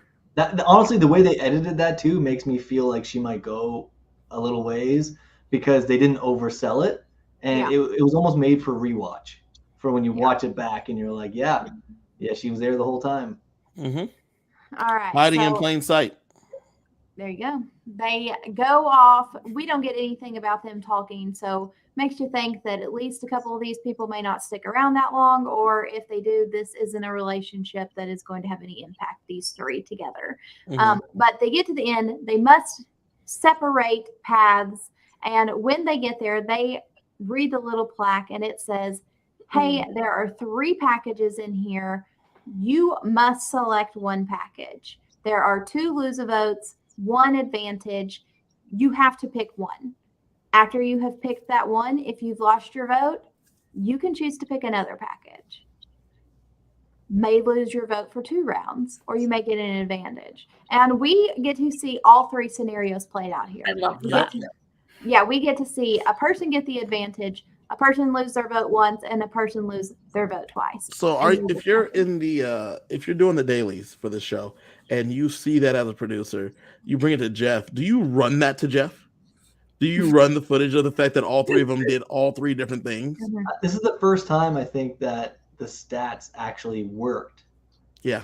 Like in the shell game where what was it called? I forget what it was called. Where you pick a tribal council, prisoner's dilemma or whatever. You're always supposed to switch. And yet people didn't multiple times. And they're right. Yeah. The Monty Hall, the Monty Hall one. Yeah. So, anyways, this worked out perfect. It was a 1 in 3 chance you got it. First pick, 1 in 3 got it. And then the remaining 2 was 50-50 that you got it or didn't. 50-50 got it and didn't. It was like perfect. It was great. Perfect. I'm telling you, when you're watching this on your iPad, you run to Jeff. Jeff, it worked. It worked. It worked. All right. So we see Matt stick his hand in, loses his vote. Karen, what are you going to do? If you're out there, you've just lost your vote, 50-50 chance. Are you going for the second package? I'm not normally a gambler, but in this case, I think I do go for it again. Kevin? I'm a gambler, baby. I'm going for once, and if I hit craps, I'm going again. If I hit craps again, when I get back to the beach, I'm letting everybody know that I hit craps one time, and because I don't want them to know that I don't have 2 votes. I don't have 1. Robbie? I find it hard to believe I'm going to say I'm not a gambler on this one, which 99 times out of 100 I would be, but not on a 3-tribe season. If it was a 2-tribe season and I had the ability to move votes around a little bit, a little bit better, had some more votes to play with, then yes, I'd risk my vote for twice in a row. But not having your vote for 2 in a row when the numbers are going to go down from 6 to 5 and there's only 4 votes in play, you get no power. You have to be in total control at that point, and that's hard to do. I doubt, though, that I would ever even be in this situation because there's so many. And I say this. Why does it even matter? Well, let me tell you why. Because we see it before they even go out there. Carolyn immediately volunteers, and they're like, we're going to go ahead and draw sticks because a lot of us want to go. Jam wanted to go. She wanted to go. Others wanted to go. I'm going to be like, I don't even need to draw sticks. I don't want to be out there. Yeah, and Matt did not want to go. No. And he was right. He should. Yeah. But I would have also spoken up to make sure Carolyn wasn't going. I'd be like, no, we are not sending her. Like, well, then, if everybody else wants to go and they want to draw sticks, so be it, man. I just don't want to be in it. Like, my name is Bennett. I'm not in it. I don't want to do it because it's not even like I want to be here. It's that I don't care about advantages. So, y'all have fun. Yeah, me neither. Yeah, so Matt did not get an advantage, just 2 no votes. So he gets back and he tells them, hey, you didn't have a choice. You had to stick your hand in and choose one. I lost my vote. And then he does a confession. He's like, I told them the truth, 90% of the truth. What would y'all have done in his situation? Would you have said, I don't have 2 votes? Or I would have said, I don't have a vote. And then before the next person goes, I will let them know, hey, so you're gonna get no vote, and if you do it again, you could get no vote again. I did it twice. I got 2 no votes. Just Yeah. don't blow up my spot when you get back. Yeah. Yeah. I think he played it perfect. I think, I mean, he could have been more believable when somebody said, well, was there another, could you pick again? I forget who said that. Could you pick again? He's like, No. Yeah, he hesitated way too long. but the words that he said, like the hesitation, you're right, but I don't know if that's just editing. Like they literally just could have put a different clip in there Yeah. for 3 seconds, right? But the words he chose were, I decided to stop there. And it was like, yeah, but you never told them that you got to pick as much as you wanted. So why would, there's no stopping to do. It was over. Everybody got to pick a rock. Mine came out as this. I'll show you. I'm showing you. This is all I got. And that's it. End it. But I decided to stop there. Well, what did you stop from? Yeah. Like, So it'll be interesting to see what comes of this when Matt eventually goes to his first 2 tribal councils and doesn't have any votes. And those may not happen till merge. Like, who knows? You know what I mean? Like, whoo. does that All right. continue through merge if he doesn't go all the way to Yes. merge?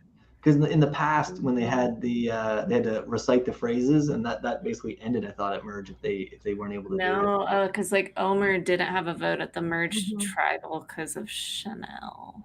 Yeah. Okay.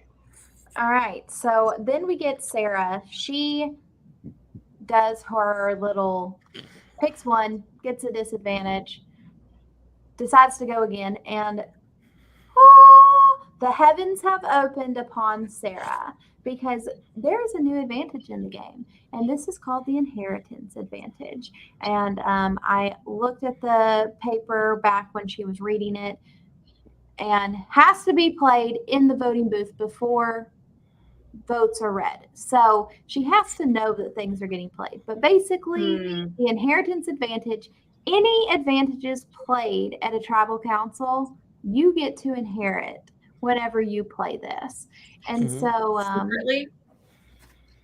do what? You inherit them secretly? I think so. Yeah, because you're Okay, playing it in that's- secret. You're definitely Yeah, I getting mean, I don't think they're like, Sarah played this and now she has everything. But I don't know if they announced that, hey, the inheritance advantage was played.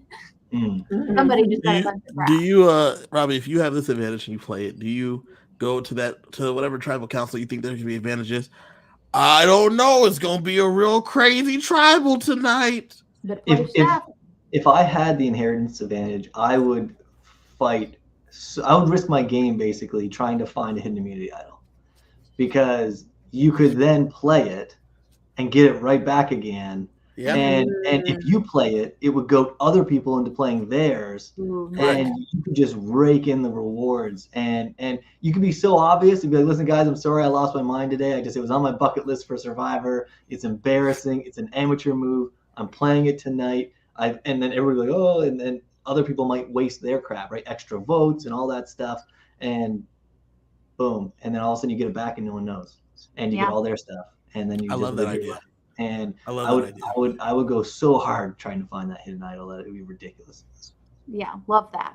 And this is good till the final 7. But interesting, Sarah gets back to her beach and she decides to tell them it was the wheel. And only one person wins this time. So I don't know if I've lost my vote or not. Why? Why did she? You have to tell them the correct mechanism because you know that somebody else is going to go, and then they get there and there is no ship wheel. So you are 100% correct. I have no idea what the plan was here because once the moment they get there, they're like, well, she lied. Lion. So what do we do with that We're going now? to see this incredible advantage possibly down the drain because Sarah wasn't smart enough to just say, you had to pick something from the package. I lost my vote. Womp, womp, womp. I didn't want to lose too. Just end it. Just tell them the truth. What are you doing? You gotta lock it. Yeah, but she didn't lose her vote. She did. She did. She lose did? one Oh, vote. she did. Right? Yes. So I believe she loses her first vote. yeah, which that's what I'm saying. Sorry, She has the Literally shell. best The case paper. She has scenario. the paper. She has Okay, the yeah, shell you're with right, the you're paper in it that says, sorry, you lost your vote. How do you not do the exact thing that Matt did? Right. Exact thing that Matt did, and say, listen, guys, And I had the listen, choice. you have no bad consequences coming on you. You lose Yep. your one vote, and then the next time you're able to vote. Like, what? Yep. Even better, you tell them 100% what happened, except the part where you got the advantage. You Tell them you Right. had to pick. Tell them you You had had to to pick. pick. Mhm. You picked the one. It said you can stop. I know how important my vote is, so I stopped Yeah. after one. Here it Right. is. There you go. And you can tell I'm it's so outta easy. here. We got to the island just as we expected. It said, you're going to go on an adventure, get to know each other. So we all know what's coming. We got the wheel. The whole way there, I'm thinking, I'm not risking my vote. We get to split up, so we all get to go to our wheel, except for it's not a wheel.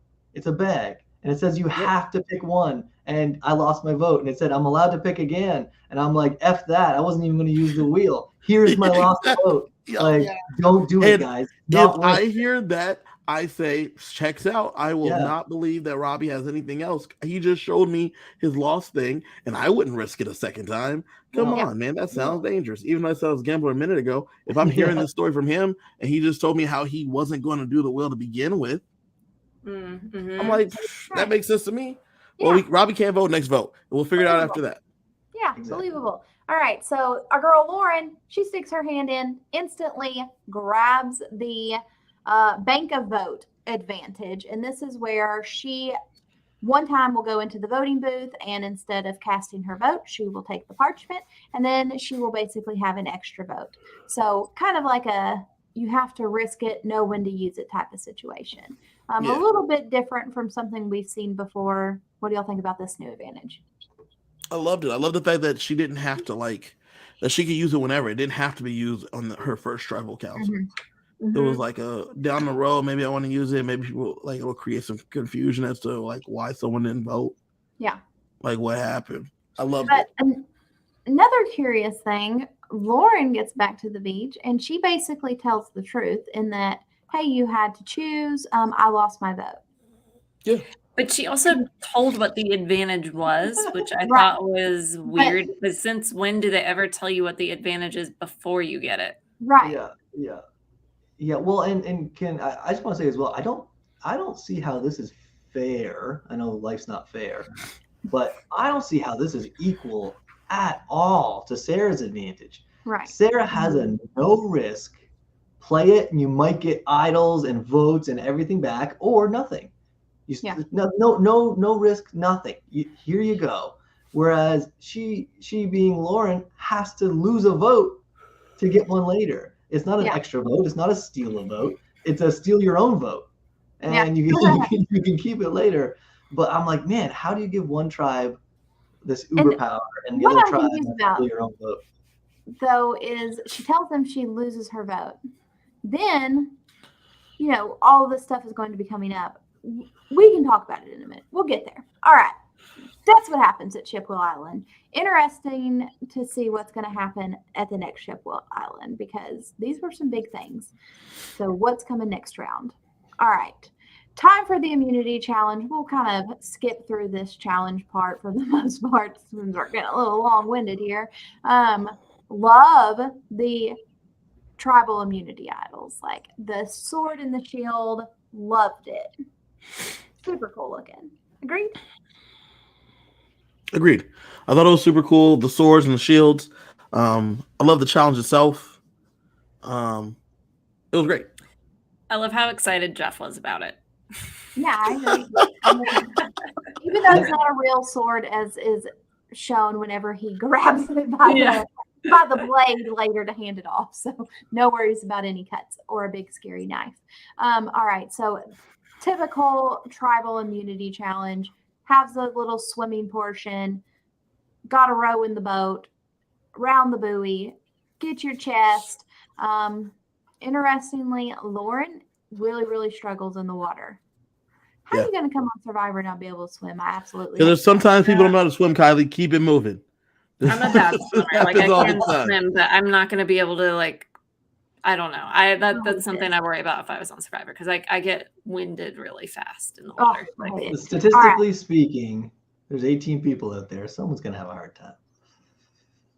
It makes sense. Anyways, all right. We got Lauren struggling to swim.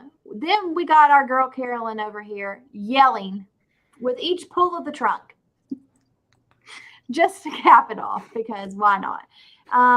As they are completing this huge slide puzzle, our boy Brandon gets completely winded. He has to get medical out there for him. Yep. Basically, kind of like some heat exhaustion, but he's going to be okay. Robbie, did you think he was faking it too? No. I was actually pissed because there was a certain group of people on the tribe that were much smaller and were barely doing anything in the early portions.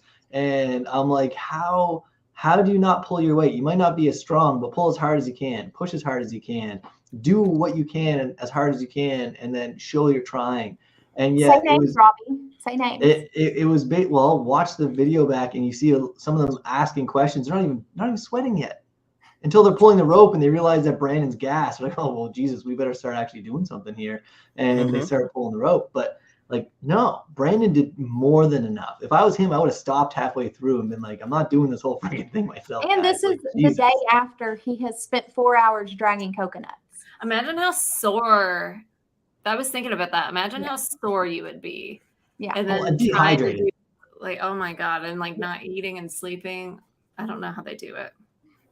All right. But the most interesting thing that is happening during all this is Claire and Matthew are the two sit-outs, because obviously the Tika tribe is down a member because of Bruce. So Claire and Matthew sit out. Matthew, woo, go team. So it's like, excuse me, sir. Hey, sir, did the other person, whoever they came back, did they show you the paper? What did they say happened? She said that they lost their vote. I don't really know. Right. The guy on our thing said that he lost his too, and he showed us the paper. Did she show you? No, she didn't show me. And then Claire's like, that's kind of sus. Anyway, back to my bench. I like you. I like you. Oh, I like you. Yeah, I like you. I'm going back over here. And that was This was such a star moment. Just sprinkling the sus and then leaving. And then Just Matthew goes, she didn't show us. Yeah. Hmm. Thank you, I Bruce. love it. Thank you, Like, Bruce. Makes a connection with somebody from the other tribe and throws somebody under the bus all at the same time. Yep. Great job. Great job. Fantastic. Fantastic. Love So this. surprisingly, more of it. once you sit out Brandon, and there's only 4 people that are not that big doing this challenge. Predictable result. He got the result he expected. They lose. Shocker. Well, and why was Matthew sitting out? Because of his arm, man. Exactly, right? I have no idea how that didn't get a lot more attention. Like, they just lost because they put the whole physicality of that challenge onto one person. Yeah. While the other one's stupidity took his feet and part of his hands and his shoulder out. And that's why he had to sit out instead of like a Jamie Lynn could have been sitting out. Right? Like, it's just true. Yeah. Anyways, made no sense to me how that wasn't more spoken of. Yeah. Yeah. But alas, this is what happens. Green tribe, you're safe. Purple tribe, you're safe. Can't remember their names right now. Orange tribe, Ratu, you are going to tribal council. Yep. And okay, let's rewind a bit. So let's say that you're Matthew and you have just been endowed this information. Karen, what are you going to do when you get back to the beach? How are you going to do this?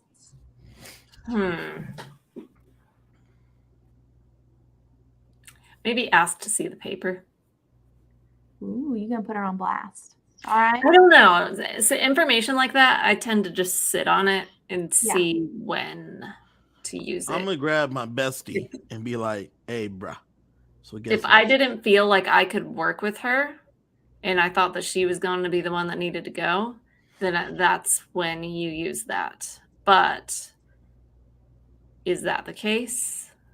Maybe you can use the advantage to help me. Right. No, man, that's not. I would never think someone. I ain't never gonna think someone's gonna use an advantage to help me, because that's never like they're gonna do it for the best of their for their own sake. They're gonna use it to their own. Sometimes you have mutual interests. Yeah, but we don't know what the advantage is, right? That's the thing. I don't know what advantage you got. So for me to like try to corner you and you might be like a scared dog and try to bite me. So I can't corner you, but I don't know what your advantage is, and I doubt it's an idol because there's never been an idol at this thing so far, other than like a single Tribal. vote idol, Yeah. single tribal idol. So I wouldn't think that there was an idol, but I would go and I would grab my best friend and say, hey, listen, so interesting thing happened. Claire talked to me, the other girl at the thing. They showed her the thing. Why didn't they show me the thing? Why didn't they show it? That means they got something. And since they got something, what are we gonna do about it? Robbie, And then they leave it at that. you shaking your head? Yes. Yeah. Here? You agreeing with Kevin? I understand what he's saying. I guess that's probably why I was nodding. But no, like I probably would have went to my bestie, as Kevin was calling Brandon, and say, basically find a reason why we need to work with Lauren and try to pull her in. And I wouldn't give them that information day 1 or day 2 or whatever day it was, day 3, I guess, by the time they're going to vote. And I would know that she has a power. And basically I try to build that trust and get her to trust me enough that maybe whatever she has, she'll use it on this little trio that we have right here. And then if it comes where I'm hearing my name, okay, now I come out with it. I feel like you could have used that information and then had it in your back pocket. And then when you really need it, that's your parachute. You pull it and say, Yeah, I like that thinking too. Once again, knowledge is power, and so many people share their knowledge too easily. And as soon as they get back to the beach, Matthew's like, yo, Brandon, we got to talk. Mm. And he doesn't just tell Brandon, he is also telling Kane. Like they pan out a little bit, and Kane's also there. And so Matthew is taking his little bit of knowledge and he's throwing it out there. So looking like, okay, maybe this is going to be Lauren. Then our girl Maddie, haven't seen her the whole episode. Here she is. And she's like, you know what? This guy, Brandon, he's got an idol. He's the godfather. He's telling people what to do. I don't trust him. This is our opportunity. And I'm like, I would not vote. I don't care if Brandon got gassed or not. I am not voting his big ass off right now. Not going to happen. Yeah. Correct. I'm not voting him out either. We need some strength. We got my guy over here in a sling. Like this, Yeah. we're down. And you got Kane that compared himself to Sasquatch. It's the thing I don't understand, man. The same thing happened in 41 with Voce, or 42 with Voce. Like the 41, I guess. When this person just worked with you and like did the physical thing in the challenge. Why are we trying to get rid of them early? Right. Like they just did the physical thing. We need to do physical things. Yeah. And so Maddie is running all over the beach, having conversations with everybody. And out of nowhere, Jamie Lynn's like, I'm going to play my shot in the dark. Yeah. I don't know what's happening with y'all, but don't count on me. But again, they misplayed that, in my opinion. I think they were all offended by, oh no, we can't count on your vote. But if Maddie and Lauren had Kane, then I would go to Jamie Lynn and I'd say, yeah, I'm paranoid too. It's probably not a bad idea. You should play that. Let's stick together. Because that's 3-2 at that point. Yeah. You can take her vote off the table and basically ask her to vote with you. Except the point that I wanted to come back to is Lauren has told them that she has lost her vote. So fair. Yep. Lauren, Jamie Lynn, we're all going to vote for Brandon. Brandon. I'm like, Jamie Lynn's playing her shot in the dark, and Lauren has told you she doesn't have a vote. Why is Lauren continually being factored into this decision? You know what? Maybe that's why they went to Matthew then. That's a good point. I was wondering why they went to Matthew when he worked with Brandon. There's no way Matthew was voting Brandon out. And my gut tells me, based on what we see, that's exactly how we're going to see it in this first 3 minutes of the next episode is going to show Matthew going over to Brandon. Yeah. And being like, hey, heads up. Yeah. Definitely. When she talks to Kane, we get possibly a little foreshadowing. Interested to see if this comes into play. Kane says, if we put votes on him and we don't get him out, he will be a huge problem. So I'm interested to see if this comes back on Kane. Because Kane is like, I don't want to vote him out, but I don't want to be on the wrong side of the numbers. And so not only is Kane right in that he doesn't get him out, he is also on the wrong side of the numbers.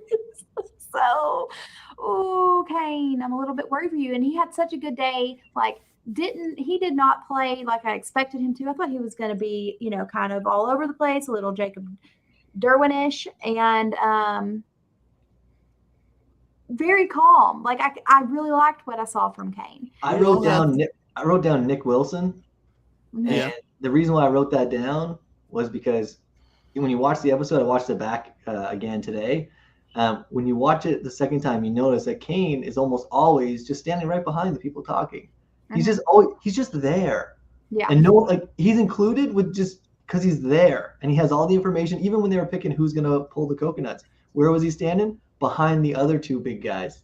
So you two are gonna do that, and I'll go with the other three. Okay, we all agree. Sounds good. Yeah, he was doing so well at being there without being a target. And Yeah. I thought it was such an interesting situation because with Kane, I'm looking at my list. Kane is the one of 4 people that we all agree is going to make merge, and we're sitting here, him just blend in the background and just work out being there with the people. That's how he could do it, and he has the foresight to say, "Listen, Maddie, like I said, if you shoot for the king, you best not miss. This is going to be bad news bears if we miss on this." And like you said, he ends up missing the shot. So watching him come back and try to fix it, I would just be like, listen, I had a huge crush on Maddie, and she that's great. I got blinded by the love goggles, guys. I'm so sorry. Like, I would have never took a shot at you, Brandon. That was on me. That's on me, my guy. What can we do to get this back on track? No, I'm not saying that. Like, I like that a lot. I'm going to humble myself and throw myself at the feet of the Godfather. I'm going to be like, look, Brandon, I did not want to vote you out, but all of these people said they were voting for you. Maddie was voting for you. Lauren was on this plan. The reason I simply wanted to be on the right side of the numbers, and I am sorry I wrote your name down. The reason I don't like that is because you just told me all these people said they were going to vote for me, but none of them did. Only you did. Well, no, right? Lauren doesn't have a vote, and the other 2 are pansies and played their right. shot in there. Correct. Lauren never had a vote, as far as we're concerned. Jamie decided to play her shot in the dark, then vote for me. Matt decided to play his shot in the dark instead of vote for me. You said all these people were voting for me. Only you voted for me, my guy. Well, Maddie, but she gone. I said her on the whoop, she gone. So just you, my guy, you voted for me. So I don't care if all these people told you they were voting for me. They never would have voted for me, but you actually did. I'm sorry. Well, that's a question I want to know. Would they have voted for him, or was Maddie like off in her own little world? So do we want to let's get into tribal council, and then we'll go down that rabbit hole. All right, so time for tribal council. Any notables that y'all get from this tribal in Jeff's line of questioning? I thought it was pretty generic. Yeah, couple good little snake scenarios. Got to get the metaphors thrown in. I think what we got to see was basically a ton of examples of Brandon clearly expressing the fact that he was suspicious, he was not comfortable, and that, I think he said damn right or something like that when they were talking about his idol, and he was like, damn right. Like because he said they asked if this was a tribe idol, and then I think Kane's like, nah, this is Brandon's idol. And he's like, you're damn right, it's my idol. I'm not. Yeah, exactly. And like the emphasis that he put on that, he could have just laughed, right? He could have just laughed, like, ha. Like if you were comfortable, you just laugh. It's a good joke. But no, like the guy was planning on playing it. It was so obvious that he was not comfortable. And who was it that said, I have an alliance with some of the people here? Was that Lauren? I think it was Lauren that even said at one point, like, yeah, I've got alliances with some of the people here, but you know what? I'm a little bit nervous. It's like, well, you don't have an alliance with me. Like, you know what I mean? Like, I feel like it was so obvious that he was playing it, that how do you not call an audible at that point and put it on anybody? Put it on anybody else. Just don't put it on him, because that way you can go back and say, I didn't vote for you. And I mean, the only thing that Kane can do now is say, like, Jesus, Matthew said he was going to tell you. So we knew you weren't going home, and we knew Maddie was going home because he told me he was going to go tell you to play it. And, none of us like the idol being in here, but we liked you being here. So we wanted you to stay. We wanted the idol to go. That's all it is. And let's work together and try to build it back somehow. But it doesn't look good for Kane. Kane that's should what have Kane known there did. was only 3 votes in that pot, right? Brandon's, Maddie's, and his. Like, Well, I mean, I think they were probably under the he was probably under the impression that The before. The before. yeah, that Matthew was Mm. voting. Matthew was definitely looking like he was voting. Yeah. Mm. So Jamie Time to- definitely looked like she wasn't voting. But Matthew showed his big brain, right? That was a big brain play by Matthew, because now he can go to both sides. And he can say, well, I trusted you guys and I was going to vote for him, but I wasn't sure. I felt like I was being bamboozled. So yeah, you know, when Jamie decided to play her shot in the dark, it just freaked me out a little bit. Like I just decided to go for it. So he stabbed time to vote. nobody in the back. Yeah. Time to vote. Jamie publicly announces she is going to be playing her shot in the dark. Lauren gets up there, decides not to vote and to bank her vote. Good decision on her part. And Matthew, we don't see it at the time, but he also decides to play his shot in the dark. And so time for Jeff to read the votes. But first, we got to get to some advantages or shot in the darks. So Jamie, here's yours. Matthew, here's yours. Matthew, not safe. Jamie, you are safe. First person to hit. Jamie Lynn goes down in Survivor history. First person to successfully use a shot in the dark. Well, not successfully. First person to use a shot in the dark and get a safe. Yeah. All right. So Zero chance she was going home that tribal. Yeah. Yep. So that adds how hilarious it is. And so Brandon's sitting there. He's like, you know what? And he should have done this no matter what. Even if his name wasn't out there, no matter what, everybody knows you have an idol. Just play it. And just. Is that the case? Because Gabler didn't play his idol and he was safe, and then he had to use it later. Okay, well, good for him. I think in this situation, I would play it. I think it was the easiest decision ever. Yeah, get it out of here. I might be stupid, but you know what's funny is this is one of the first episodes that my oldest son and I watched, and he jumped in halfway through. We watched it on my rewatch today, and he watched from the Immunity Challenge on. And right when the votes got cast and it said Brandon, or sorry, they were red. I know we're kind of getting there. But he said, he wasn't stupid. He wasn't stupid. That's what my son was yelling. Like, he was a genius. He was a genius. I was like, really good play. Good play on his part.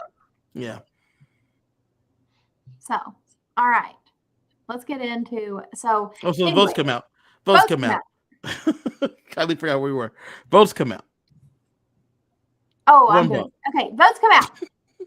Brandon does not count. Brandon does not count. By a vote of 1-0. Maddie, you were the first one. Were y'all shocked to see Maddie over Lauren? I was actually, even though that was like totally the right move. I definitely was not shocked, because if you told Brandon, like when Brandon and Matthew were going back and forth, there's no way Brandon's not going to be like, look, man, F this girl named Maddie, dog. I got to get her out of here. We got to send her on her way. I don't trust her. Like, he made it clear he didn't trust her early.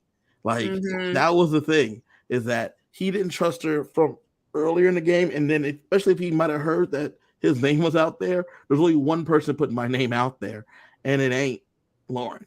Yeah.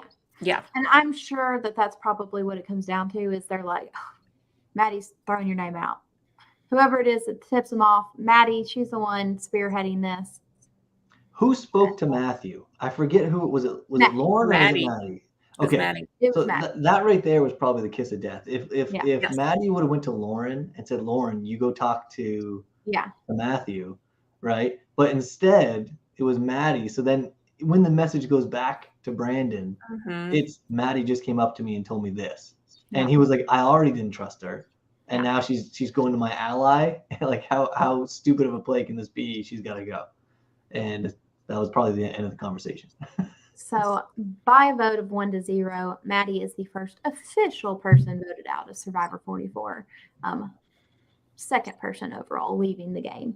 And so by our draft, me and Karen are both down a person. Karen lost her first pick, her winner pick, Bruce, and I lost the person that I picked last out of the losers. So I'm just kidding.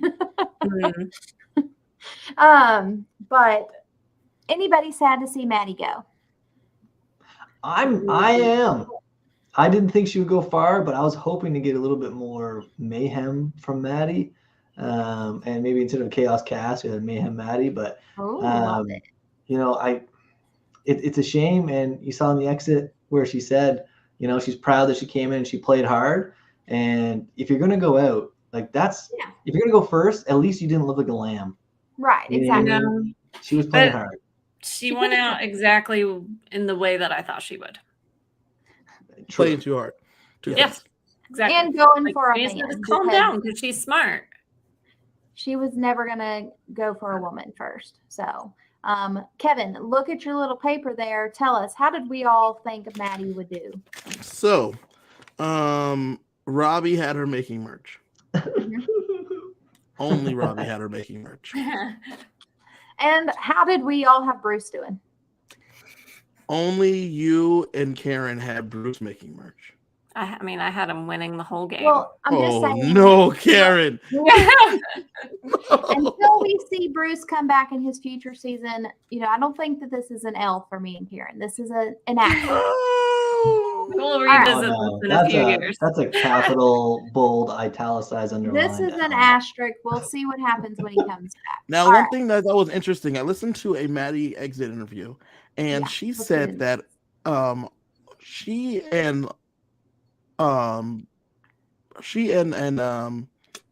knew that Lauren had an advantage. Oh yeah. Yeah. So basically, the way Maddie made it sound is her and Brandon were both godfathers. Maddie was also a godfather, and her and Lauren were close, but Lauren and Brandon were close. So she wanted to get rid of Brandon so that she could have Lauren all to herself. And she knew that they couldn't trust Matthew, but when it came time to secure the votes, they couldn't find Kane. And so Maddie decided to tell Matthew. And if you follow the breadcrumbs, knowing that Brandon's probably not the most cerebral player, Matthew apparently tipped him off and said, might want to play your idol tonight. Maybe even a thing of like, if I play my shot in the dark, you should play your idol. But not that part may be a little bit of a question mark. But he definitely tipped Brandon off of him getting votes. And so interesting position that Matthew's put himself in now, because now Matthew has the out of saying, oh, I was paranoid when Jamie played hers, so I played mine. So he doesn't vote against the majority of the people, and he doesn't have to let everyone know that he told Brandon. So I think he's in an interesting position now. It's hard though. I still don't think Kane would go next. I feel like, how do you not get rid of Jamie Lynn next if you're already losing? Right. Especially with that whole.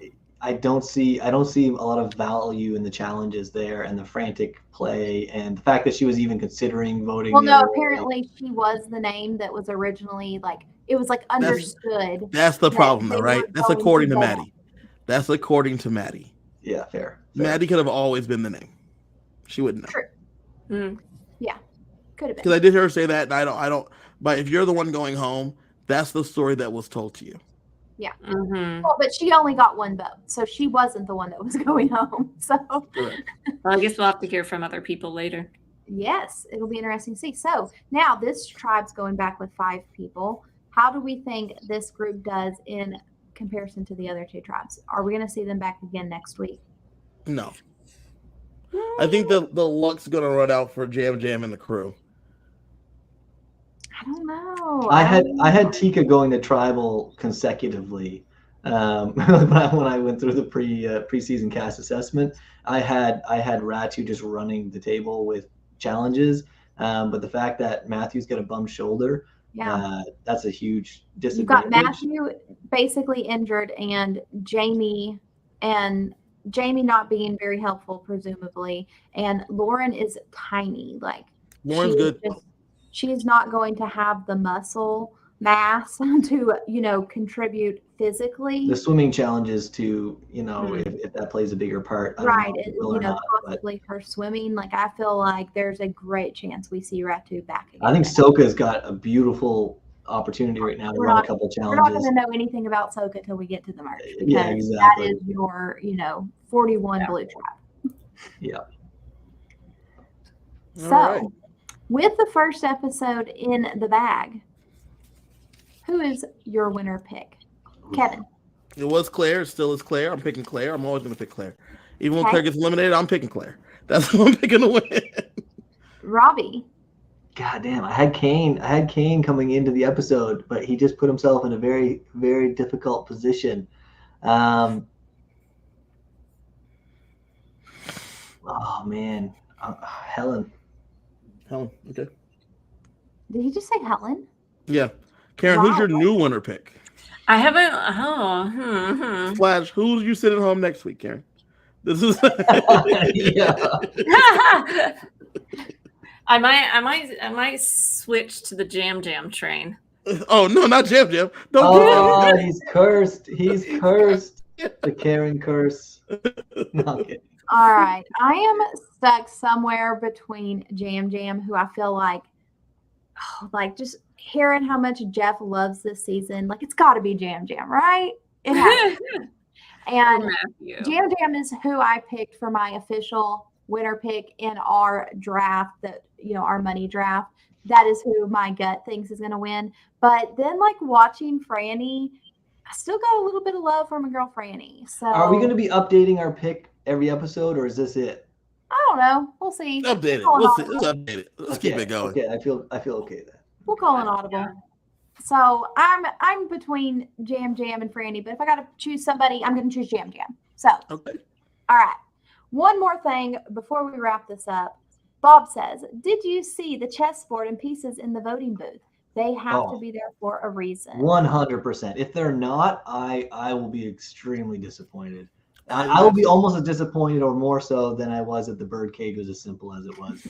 I feel like, how do you have that there and not have it where you got to do something with the board and shake up the game? It's literally a chess match. It's literally a chess match right there. That's All right. Karen, got anything to plug? No. Robbie, anything going on in your world? No, I'm just excited to be back here next week and see how Kane somehow reconciles this rift that he just come on, Kane. This rift that he just opened up here. All right, Kevin, what's going on in your world? Nothing much. Find me at KG Fury, where I'm tweeting some stuff sometimes, and then you can find me also on Instagram doing the same thing. Kylie, what do we have next week? All right, so coming up next week on Tuesday at 9 Eastern, we will be assessing the cast of Big Brother Canada 11. You know, there's some controversy with the old BB Can because they've decided to cut the live feeds, but it doesn't matter. We're still going to enjoy whatever we get until the US season comes along with our live feeds. All right, so we'll still be excited to talk about the cast. So that'll be me, Kevin, Sheldon. Who knows? We might have a couple more guests. We will be back then to do that. And then, of course, next Thursday, we will be back to talk about the second episode of Survivor 44. Looking forward to it. Hope it's a great season. And it lives up to the hype that it's getting. So, come on. All right. Thanks for joining us. Like, subscribe, all those good things. We'll be back next week. Check us out Tuesday. Bye. Peace and blessings.